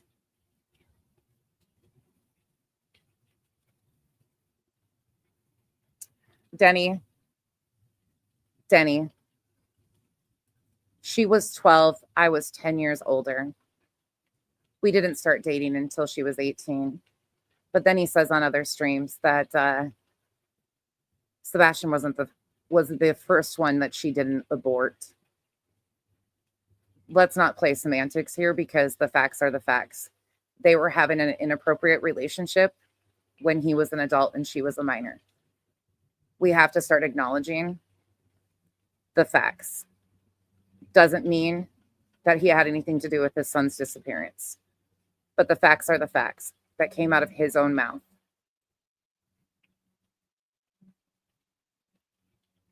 And we cannot act like these weren't things that he admitted to and acknowledged. He took advantage of a situation of a child from a broken home, a child that had been her own trauma. And then he not only weaponized that as she was a teenager, but he has continued to weaponize that in this whole story of their child being missing.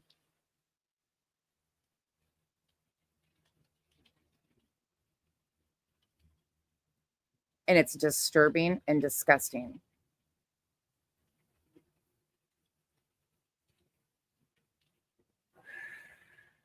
There is proof out there. Absolutely is. And you can ask yourself, why didn't his parents stop it? Again, generational abuse, cycles of abuse exist.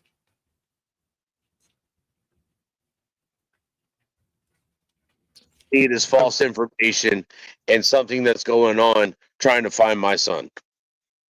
I can understand getting upset about that for sure. I definitely can.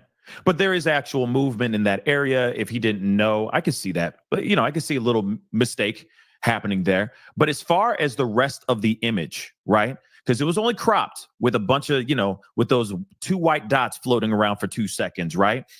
What does the rest of the picture that you saw look like? Is it just pitch black, or was there movement elsewhere? That's a good question, Denny. I am not sure. I'm not sure where the previous pregnancies took place, so I wouldn't be able to tell you the age of consent. I don't know if somebody else could in the comment section or not. If they can, they are more than willing, or they can, if they would like to. But the continued abuse of Katie, whether you like her or not, is absolutely unreal. And it's been so disturbing. It's horrifying, to say the least. It's dark because it's at night, but you can make out the road. So it's like, whoever shared it with Nick and Nick put it out, you could see the whole road. There was nothing there. There was no cars on that road. There was no movement on the road except for the trash truck. That was it. Gotcha. Okay. But you also saw footage from during the day as well, right? You just said that it was nighttime and day. Yeah, because what they wanted to do is they showed me the footage for the night, and then they turned around and they took from the same camera video footage from the day and showed me where the markings and everything were, so that I had no doubt in my mind. Gotcha. Because some of those lights actually stay stationary. Mm-hmm. They're on throughout the night and throughout the day. And they literally showed me where it was. And I've been in the neighborhood. I even knew what house it was. As soon as I saw it, I recognized the house. So I knew the angle. Because the angle's coming from at the end of the street. It's not pointing at like a common section. It's just literally at the end of the street so that the owner can watch all their vehicles.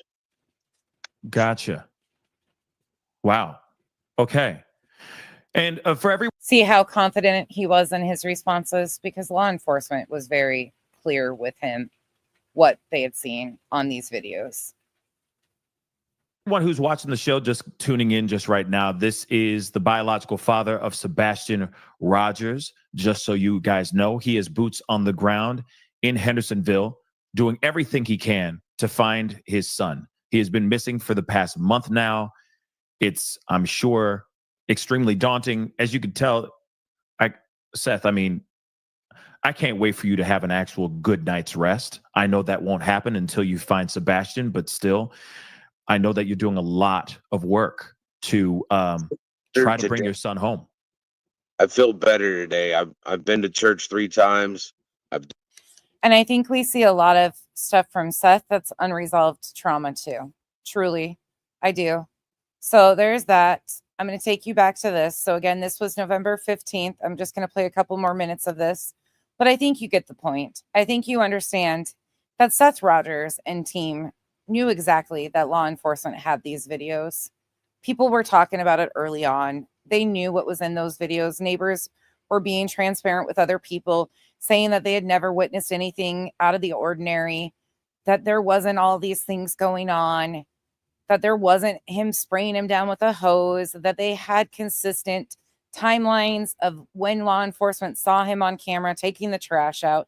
Seth's team knows that he made it home at night, and his team has used every bit of this story, which is horrifying as is because a child is missing, to re-victimize numerous victims, mostly Sebastian. And he's allowing it. He's sitting by and allowing the re-victimization of his own son and his ex, when he knows, as well as the rest of us, that these videos were cleared.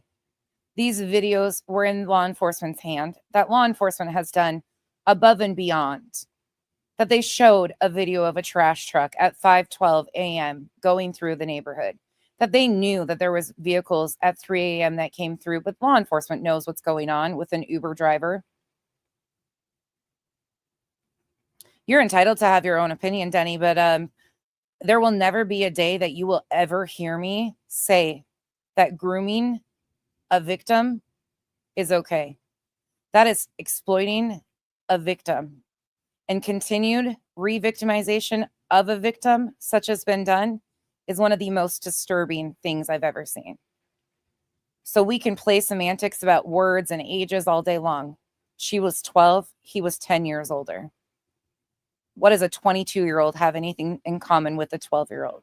Especially a 12-year-old that came from a broken home that he was willing to exploit and make her out to be a horrifying, horrible person when she had no control or say over being victimized. That's victim blaming. And that's something that I'll never be okay with, ever. So while you can sit here and think that Katie or Chris or whoever did whatever, the fact of it is I don't believe any of them had anything to do with him disappearing, the actual disappearance. I believe that a lot of factors probably played into the mental health in all sorts of situations. But even remotely condoning the re-victimization of her and the painted, targeted narratives by him and his team, if you are actually a man, I pray you don't have daughters. Because if you're justifying that behavior by Seth Rogers, I would hate that you would justify your own daughter being re-victimized at 12 years old by a 22-year-old. I would hate that you would stand by and allow that to happen to anybody, a female that you care about, or a male, or your own child. Weaponize your own child's sexual assault for clicks and views on the internet and emotional manipulation that you're the victim. And that's where I stand on that. Carry on.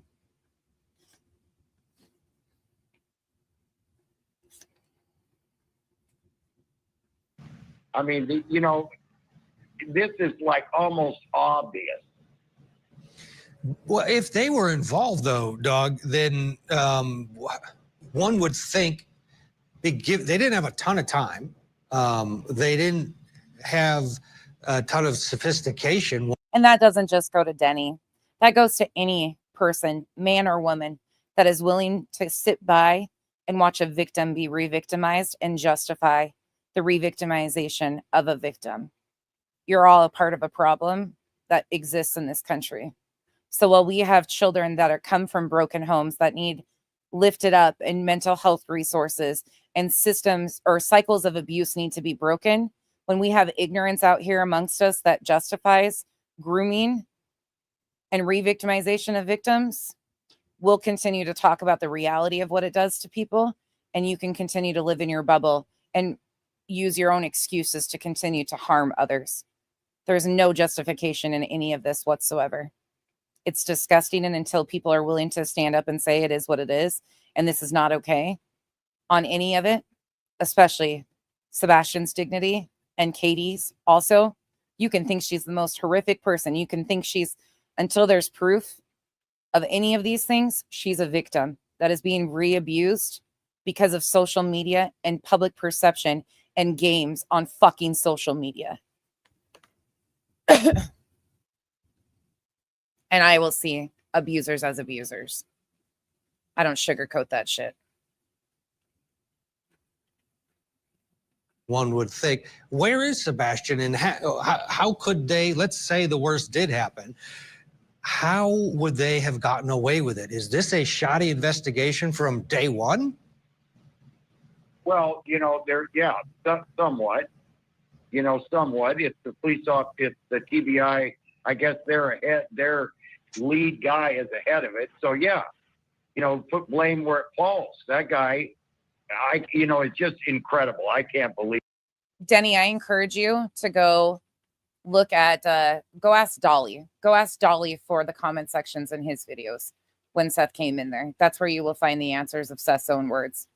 He's taken down a lot of his videos. Otherwise, I'd show you. But I encourage you to reach out to Dolly Vision and ask him for the comments that Seth made in there about those specific incidents. Unfortunately, it's true. And until you see it for yourself, I totally understand that you're going to believe what you want to. But his own statements said what I'm talking about. But I encourage you, go ask Dolly Vision to give you access to those so you can watch his comments and see what he said, because he acknowledges the underage situations.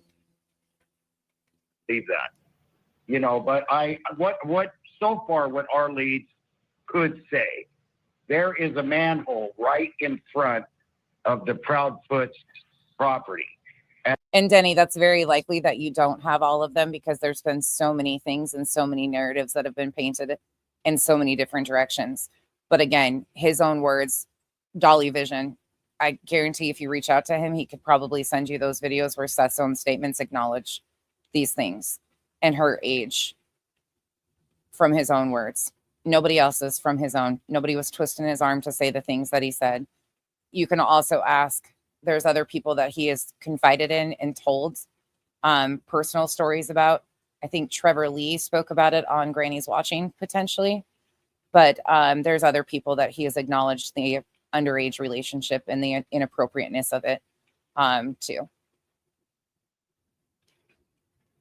And they've said, yeah, the drone or the cops, somebody said, they flew drones in there. And there's like 3 foot of mud, okay? Then a dog, a really good dog, 2 of them, one of them stopped at the edge of the pond that was drained, and the other one jumped in the pond. So right here, again, the team is acknowledging that there was a scent. It didn't lead to Sebastian, but they're acknowledging. But other ones will tell you that there was no scent. If Sebastian was put down that manhole into the mud, the scent would have carried to that pond. So I want to know why they haven't blocked that off, got in some kind of suit. And we've already heard that all of the drains were being checked. And went on their hands and knees and looked in that, manhole and all the way to the pond. Dogs, their sense of smell is so much more than a human being. And for a German Shepherd to jump in the water, well, they drain the pond. Yeah, because he could be in that manhole, in that little, cave, whatever they call it, inside there. So again, this is the problem, because his team members, half of them, the useful idiots such as BJ and those guys, continue to say there was no scent. There was a scent. It didn't lead to Sebastian ultimately. It was talked about in news articles. Dog the Bounty Hunter's talking about it. Everybody knows that there was a scent. It didn't ultimately lead to Sebastian. So it was inconclusive because it didn't lead to his whereabouts. But there was a scent. You can hear it on dispatch audio. We all know what had happened there. It is what it is. Where it drains to that pond. So there's a lot of things that the TBI could be doing and haven't done nothing. Now, I heard they flew a drone in there. Well, you know how muddy that is and how thick of mud is in there? Not only did a drone get flown over these areas, but people went in suits and walked the entire pond that he's talking about. Narked divers, CJ and Brothers Underwater Recovery, who was the RSO, were out there doing it. You know, flying a drone on top inside is not going to do nothing. Yeah. All right, we're going to get a break. Coming up next, we're going to ask, what is the current status of the investigation? Our guests are going to stay with us. Be back with. The only thing on the road faster than a race car are rising car repair costs. Oops. Okay, we're going to bump out of that, though, because I'm over it. Oh, I'm going to play this right quick as a palate cleanser. Buckle up really quick just as a palate cleanser. You guys get the gist of it. On November 15th, they were coming out with Dog the Bounty Hunter, painting more optical illusions, more public games, more public manipulation and perception that Seth is a victim, Chris and Katie are bad. You know the drill. Okay, here we go. Buckle up. We need a palate cleanser. Nobody comes and gets me. Who does that? Aurora, you want me to say it? It was Duchess. Not see her channel. Did y'all not see it? It was blame Duchess. Duchess. Oh, y'all didn't see the interview. My favorite thing we found this last week. Okay, so then we go to November 22nd, right here. I'm not going to play this because you guys know. November 22nd, they come out and rewrite a lot of the stories. There were many things that were inconsistent that were rewritten in this live stream. If you've been following along, the answers become more muddy. Things become more intentionally manipulated. And this whole entire thing wasn't about finding Sebastian or details about Sebastian. It was painting Seth as a victim. Unfortunately, you can see whichever way you want to, but that's the reality of it. It was to make Seth out to be the victim. And right before this, let me go over here. Right before this interview, Seth had also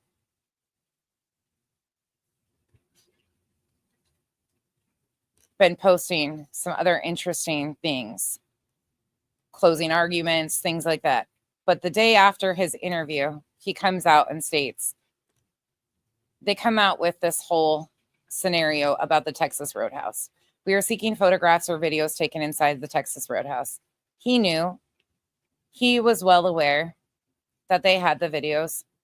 He was well aware that they had the videos from the Texas Roadhouse. Law enforcement had them. They'd gone through everything. By March 29th, he had a meeting with the TBI, sat down. He knew. He was aware. No matter which way you twist it, he was aware. They had audio on the ride home. He acknowledges that. You saw him acknowledge that there is audio. He didn't get to hear it, but he acknowledges that there's audio of Sebastian on the ride home from Texas Roadhouse. So my opinion is that they were trying to make it sound like something could have been set up or happened on the night of the 25th.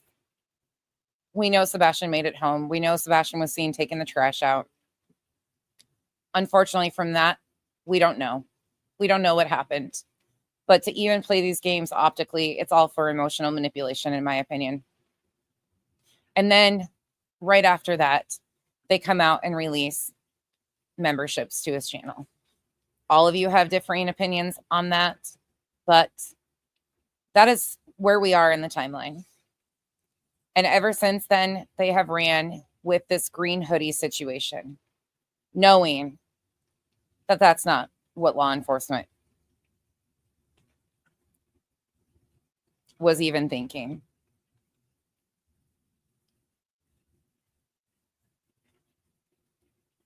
Is there any questions on where we are and why? Insert green hoodie, because in my opinion, how do you distract people from going back and watching your words and pointing out the discrepancies between your stories previously and the stories that you told on the night of the 22nd? You distract with more misinformation, such as the green hoodie. You optically pull the view with the useful idiots into another scenario, such as insert green hoodie, because that once again re-victimizes the victim total distraction, total public manipulation, emotional manipulation. And it's not helping find Sebastian. Now they came out and said that he was happy with law enforcement. He was going to be, giving them a chance, when in reality, law enforcement has busted their asses all along for Sebastian and his family.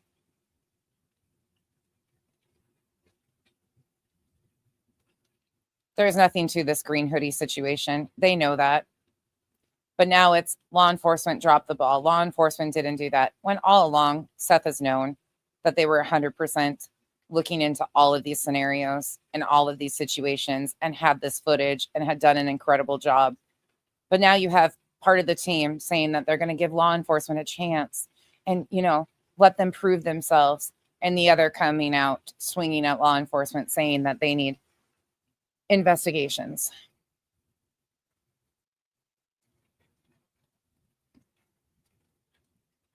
Any questions about how this all came into play and where we're at today? Every time the useful idiots need more content, insert more dramatics from the team. And Seth being willing to sit by and allow this to continue to happen and says nothing, as his own son's dignity, his son's family's dignity is being smeared all over the internet, says a whole lot to me. Sebastian deserves to be brought home and his dignity deserves to be intact. And Seth is doing everything to undermine that by allowing his team to continue these games. Sweet Crazy Law Enforcement made a statement that green hoodie has nothing to do with Sebastian. But now they're twisting it and turning it another direction. Oh, well, I still think this, and I still think that, and I still think this, and look at this over here, and look at that over there. No.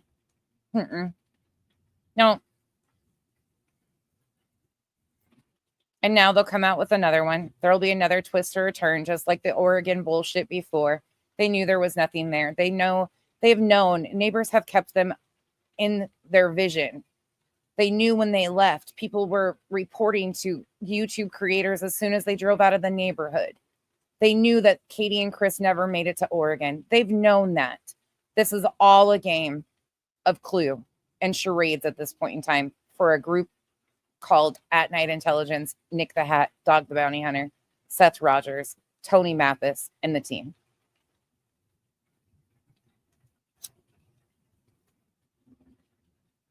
No, this is not part 3. No, this is not part 3 of the timeline. This is back to the basics, because the green hoodie was thrown in so the useful idiots would run with it for content and create a bigger shitstorm. This was just to show people that they had been laying stuff in over and over again to get people to run with other things, distractions, intentional distractions.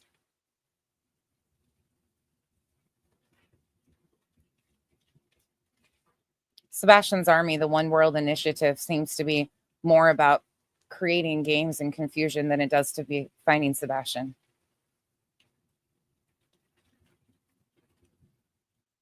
And that's my take on it. You're not going to change it. I've watched this happen. It was frivolous injunctions. Then it was possible sighting in Oregon. Then it was One World Initiative umbrella with Sebastian's Army. Then it was Court TV. Then it was emotional manipulation by Seth Rogers. Then it was green hoodie. One after another after another. Krista, they also in the beginning they were looking at all the manholes and all the drains and everything like that.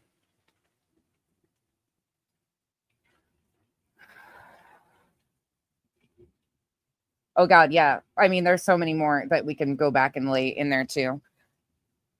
That's just a November, end of October, November timeline. And the fact that Court TV, Nancy Grace, all of these shows are willing to do this to this family shows you where we are in society. Shows you that profiting off of people's pain is big business. It really is. These people aren't here for Sebastian or finding Sebastian. They're here to play riddles and games with public perception. Because one thing they are absolutely going to have accomplished is if something did happen to Sebastian and somebody's responsible, they have tainted a jury pool. Jay Reese, I haven't. I really haven't. I've done some into, I mean, hold on. Let me pull this to the beginning. Hold up. You know who did do a deep dive into Nick the Hat?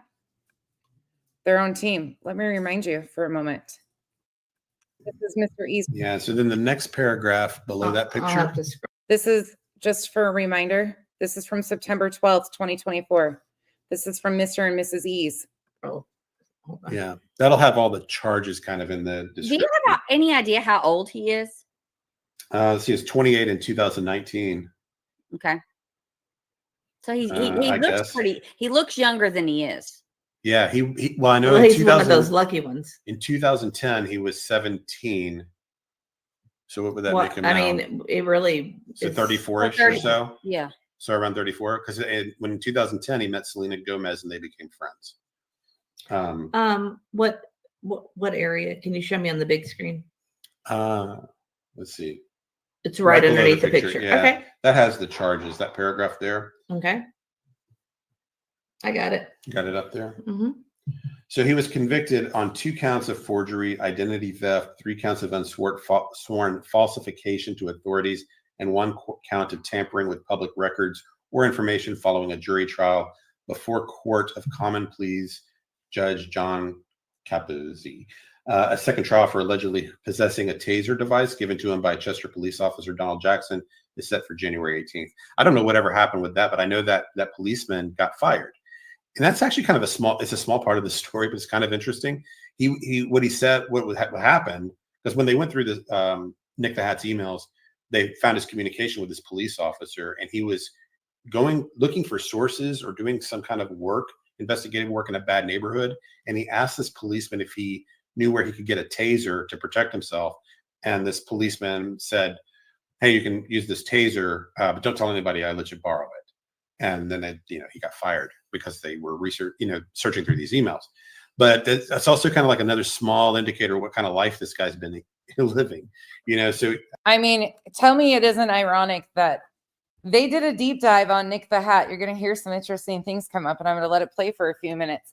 You're going to hear what they acknowledge about Nick the Hat, and then Nick is the one running their narrative. Isn't that quite funny? And they're just falling in line. Interesting to say the least, if you ask me. I'm imagining this is one of those guys that does a lot of back alley, getting dirty kind of investigative work. Like you kind of imagine a lot of investigative journalists do. He worked for the National Enquirer for a time. When he started, it seems like when he started to really get into the celebrity world was 2018. Sylvester Stallone hired him to research and debunk some fake news stories that had been written about him. And I guess that was successful enough that Sylvester Stallone. By the way, there was actual reports with that stuff from Sly. And Nick went after somebody that was exposing it. That happened in Las Vegas. So it wasn't that he debunked the allegations because there was police reports about the sexual assault. He smeared the people that were outing these things. And that's how it shut it down instead of actually debunking it. But that's when you need a fixer, who do you call? Recommended him and gave him some exclusive access to articles in the future with the National Enquirer that helped him get that job there. And then from sometime around that era is when he started working with all these big time celebrities, like booking them for political events. And this is, I guess, where he considers himself kind of like a talent agent of sorts, or a booking agent. We have several people that are just super confused. So if you could kind of explain again, just the beginning of what you are talking about, just because we've had people jump on and they're just totally lost. What I'm trying to do is figure out basically if Nick the Hat kind of is who is he? I didn't know anything about him. I didn't know if this group was real. I didn't know if they were capable of doing the work that They're claiming. are claiming. Like, is the $500,000 retainer real? Or do they have? They claim they have 24 investigators. I don't know. We don't know. And sadly, the E's fell for this hook, line, and sinker. I had faith that they would be able to see their way through this. But unfortunately, when you have made a career out of manipulating people, and by the way, the sly stuff, let me go find that stuff with the police officer who talks about it so I can source that for you. I did cover that already when they first got into this in September, but I will find you the link. Anything about them. And I figure if we don't, then it's likely that 95% of you don't either. So the only way to do is just to kind of go through and start researching. And really, you could do this for weeks with him. There's so many. He's been involved in so many stories and news stories and celebrity events. I mean, he has been. I wrote down a small list of people he's worked with. Are Anne Hathaway, Taylor Swift, Bon Jovi, Bruce Springsteen, Selena Gomez, who he's friends with. And then his relationship with Dog the Bounty Hunter started sometime in 2019. And it seems like a lot of what he was doing. Found it for you. So the tab is going to be, the channel you're going to look for is Doug Papa Podcast. Doug Papa. And you're going to go down here from a year ago. Nick the Hat, aka convicted felon, now out of prison. You're going to go here, and he does a whole, he actually has another video that's a short. Hold on, let me find it. He's got another video that he talks about Nick in, but this is the channel that you're going to want to look for, and he talks about the whole Sylvester Stallone. Here you go. 2 years ago. Felon, racist, fake news reporter, fraud. There you go. 2 years ago. There's the video that you want. It's from Doug Papa Podcast.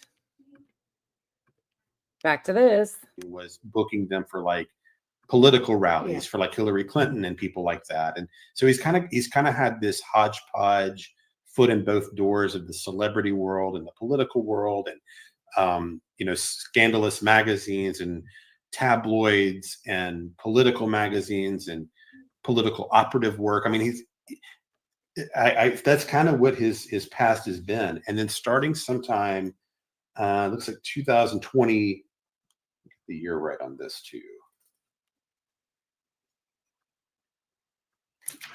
Oh, hold on. I forgot. Doug Papa shows. So he shows the actual stuff about Sly. I forgot he does. I went over this back September, I think it was. There's so much. I'll share the link in the description or in the chat right now for you guys. But there's been so much that we have covered that I forget all of it. But yeah, he goes on to show the statement from the victim in Vegas, and he goes on to show a whole bunch of stuff in that podcast about the Sly stuff. Maybe I didn't write down the year on this. Let me pull it up real quick. War Eagle says Nick is legit. Yeah, some of you may be familiar with him. I just had no idea. First I'd ever heard of him. At night. I'm trying to find the year he founded the. Our Taylor says apparently his company was dissolved. Leanne reported it to. And a lot of the bullshit that they're saying is not true. It's self-reported stuff by Nick. His relationships with people and his you got to read between the lines here. The FBI. Well, he's had so many. Which company? Yeah, I mean, this is a guy that has had his hand in a lot of different stuff, different magazines, different companies, different agencies. It is almost. He probably couldn't tell you his career history off the top of his head. It's that complicated. But it's 2021 or 2020 that he started this at night private intelligence agency. That's the year that began. Right. I agree with Crystal. That's not what his role is in all this. Yeah. He definitely has Crystal says he doesn't have to leave the state to do his job. people are searching. Searching isn't his job. Right. He's never searched whatsoever. I mean, there's that. I also shared Breaking Chains video on At Night. It's excellent too. Go check that out too. I don't know why people don't understand that. That's correct. Yeah. He's a digger is what he is. He's like the guy, he's going to find out stuff. This is funny when they call him the digger, but he goes on to say a little bit more too that I find hysterical. If you've got skeletons in the closet, he's going to find them. That's kind of how he seems to brand himself. He was in the middle of the Jeff Bezos scandal when those salacious pics were sent to a girl or whatever, and he was kind of in the middle of all that, in contact with one of those sources. That whole story is actually kind of disputed, so it depends on whose perspective. But anyway, he was in the middle. He was in the middle of that, and so so I think that's pretty. Let me see if I missed anything else. I absolutely love that his own team that they got in line real fast. They got them right in line to sing in their praises. Again, they got them whipped right into shape, but they were onto it, and then they backed right off. As far as I just wanted to kind of give you broad strokes on his history, so you kind of got a sense of, what his skill set would be. And for me, he has a certain set of skills. If you want to play it, this would be the time. Well, here, take a drink of water, and I'll play it. I don't know who you are. I don't know what you want. If you're looking for ransom, I can tell you I don't have money, but what I do have are a very particular set of skills. Skills I've acquired over a very long career. I mean, what can you say about this? That this is the clip they chose to insert with Nick. Like, they're acknowledging that he's a fixer for scandals and he's been a part of all of these salacious, horrible situations. And here you are. Now they're like defending this guy and painting their narrative. I guess when you bring your attorney on and you allow them to talk to your attorney, I guess that makes something there. Like, what the fuck, man? That attorney needs to worry about suing his toupee company first and foremost. That fucking poor Lesniak was done so dirty by that toupee company. That needs to be his focus. Skills that make me a nightmare for people like you. I'm sorry. I know that might annoy you guys. That just made me laugh so hard because he loves that movie. He quotes that movie. Yeah, so I think that's that's kind of what he is. He's got a particular set of skills.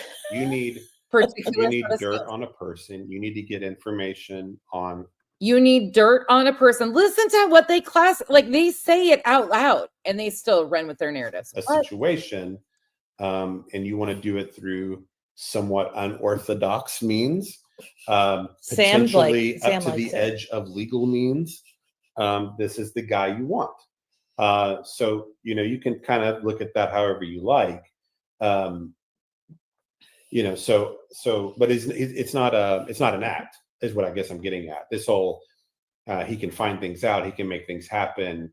If he can bring scandal to people like Bezos and representatives in Congress and prisons, then he can certainly root out a little corruption in Sumner County, or find out the skeletons in the closets of whoever he views as his suspects. Now here's the good. Sir, did you just say if he can bring scandal to people? Yeah. Okay. The dude can't. Oh my God. Things that they might want hidden. I'll just put it this way. Crystal, sorry, great minds, Crystal. Yes. I said it the first, Yes. First 5 minutes watching his video. Yes. I said, I know exactly what he's here for. And I said the same exact thing. Yeah. Remind me about you. You're going to tell a story about me? A little bit. About how good I am? I'll just put it this way. If I had skeletons in the closet, this guy would be about the last person I'd want looking into me.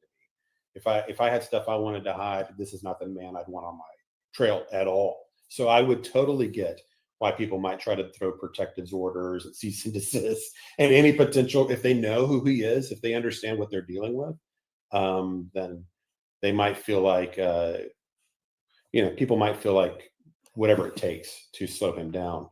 But yes, so this is what Mrs. E said. Oh, right at the uh-oh. beginning. Well, let me read this real quick. Oh, Lately, I'm just throwing up comments because you are not acknowledging a lot of them. So I'm just throwing them up there to acknowledge. Oh, I got you. Right when we first saw his YouTube, Mrs. E right away was saying, "Oh, okay." After she watched a video or so, I watched about didn't take 5 long. minutes of it. Yeah, and she said, "I get it." What he Y'all, in almost 4 hours, we have almost raised 1,000 over my goal. My goal was $250, and we have raised $1,225. $1,225. We have almost raised $1K over my goal. We are $25 short of $1K over our goal. Holy shit. Thank you, Islanders.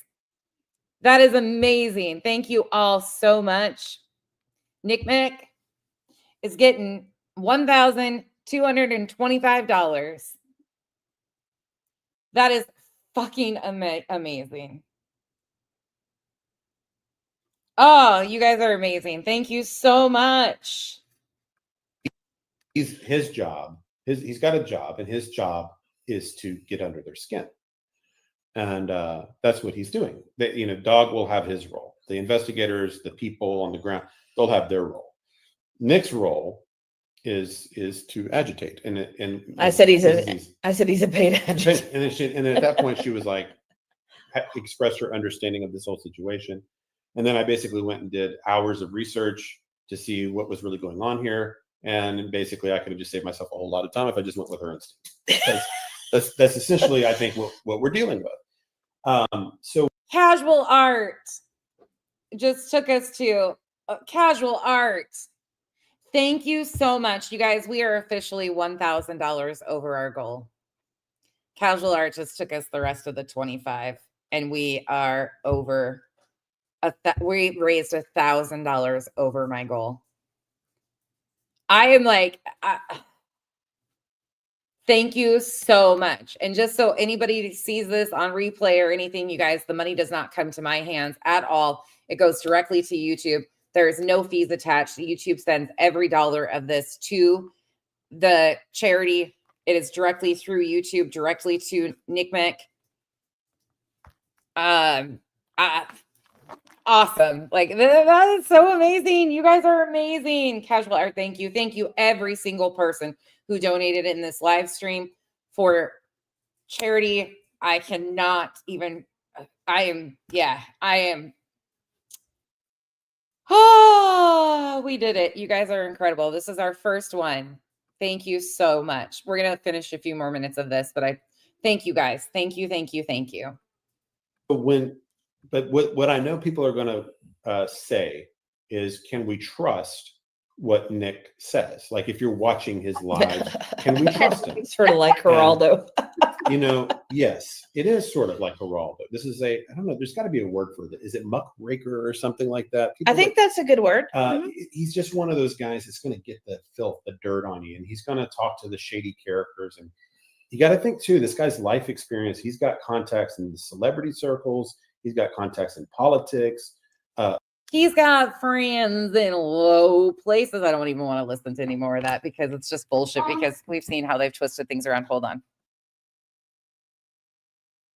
Yeah, we've all seen how he works everything now. But yeah, and we see how they were pulled right into line. They brought Lesniak on. Nick hooked them up with Lesniak, and they went right along with the narratives. You throw an attorney in there and let them think that their credibility, and there we are. I don't know about y'all, but I see nothing but intentional distractions. And at the end of the day, what I see is, unfortunately, Sebastian's dignity is getting destroyed by the game. Sorry, I'm throwing a Kleenex away into my restroom. It's bad.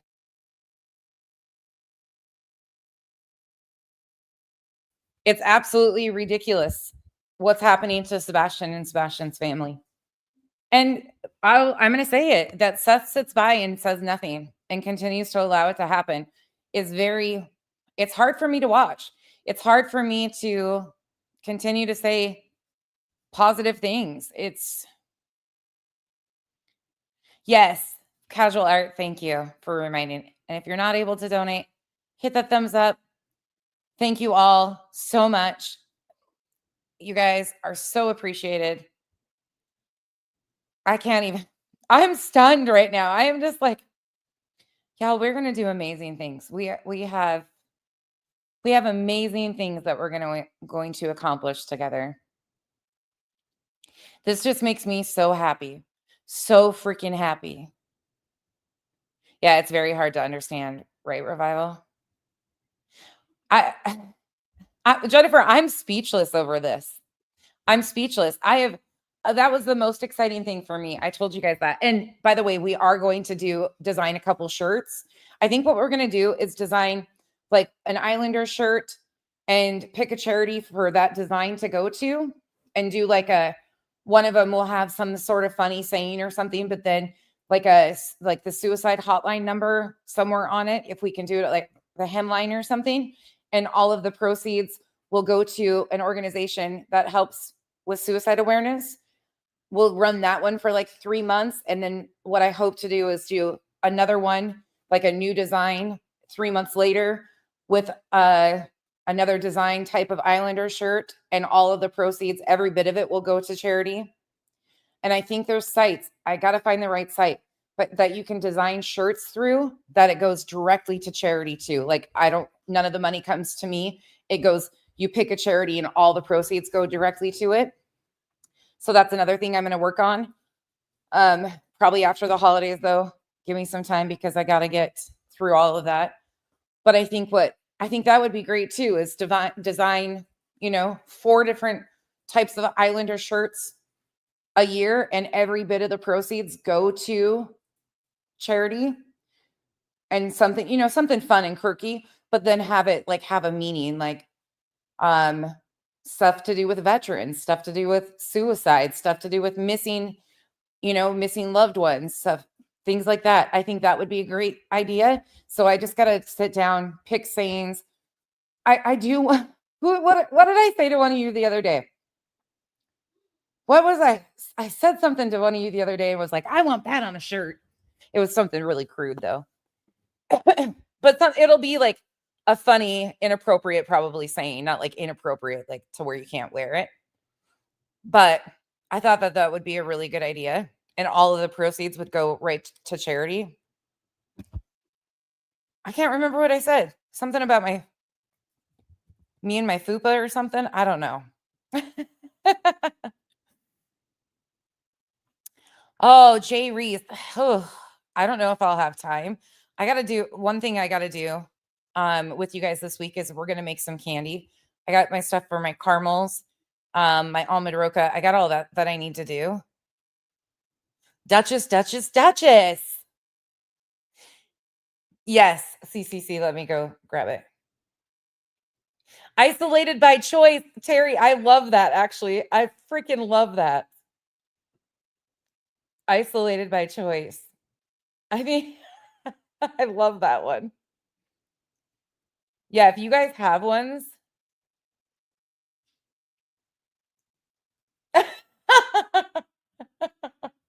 You want me to show these? Oh my gosh. Oh, Duchess, I tried to get the emojis set up before I went live, but yeah, they got to be ones that we can like wear in public too. Okay, fine. I look like hell. I absolutely look like hell, but I'm going to turn my camera on anyways because this is fucking hysterical. Look at my hair.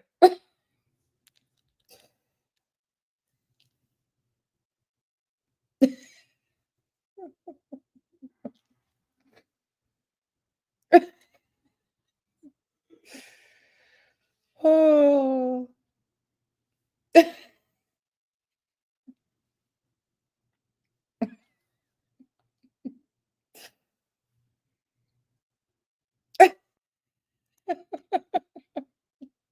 Sometimes you guys just design things. Oh, hold on. One of you texted me something last night. Was it last night? And I didn't get it until today, and then I forgot to respond. This is from one of our lovely mods. Talk about fitting.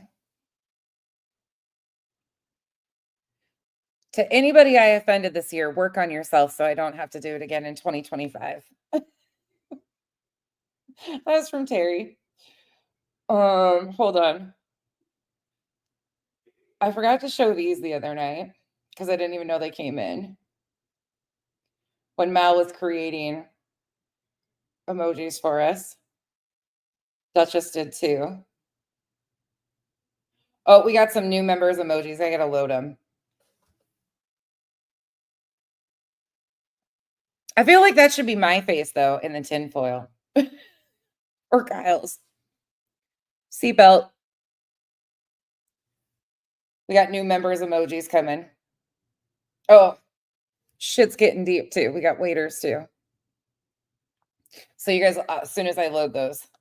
But look at the brows. The one brow.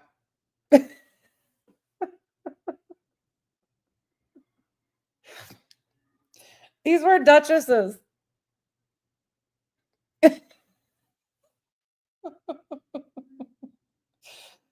Oh. Sometimes.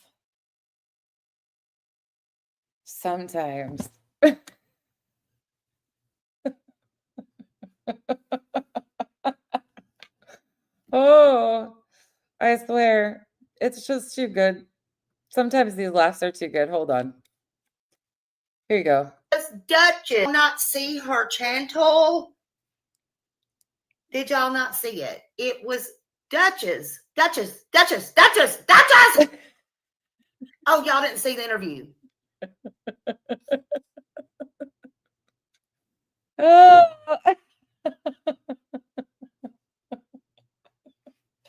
Oh, thank you, CCC. Thank you for the pictures and the laugh too.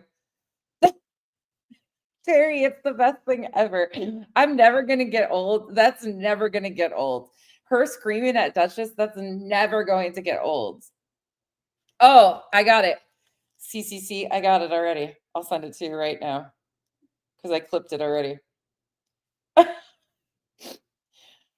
swear to God, sometimes you guys just take me out. Like sometimes the shit that you guys do and say, I'm like, oh my God.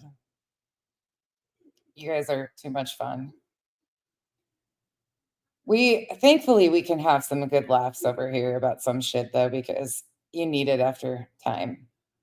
I hope this was a kind of a good reminder though of some of the shit that's been going on and some of the chaos that we've watched happen, and people will sit back and realize like this is all intentional BS that they're doing. Why won't it load? Hold on. It won't load. Oh, it's saying it's too big of a file. Hold on. Attachment too large. I hate that.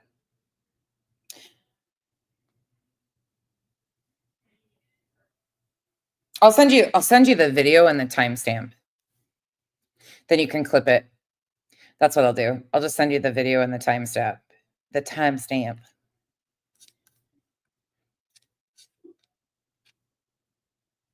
Hold on. Let me grab that really quick. Thank you all again for everything tonight, for showing up and showing out. Let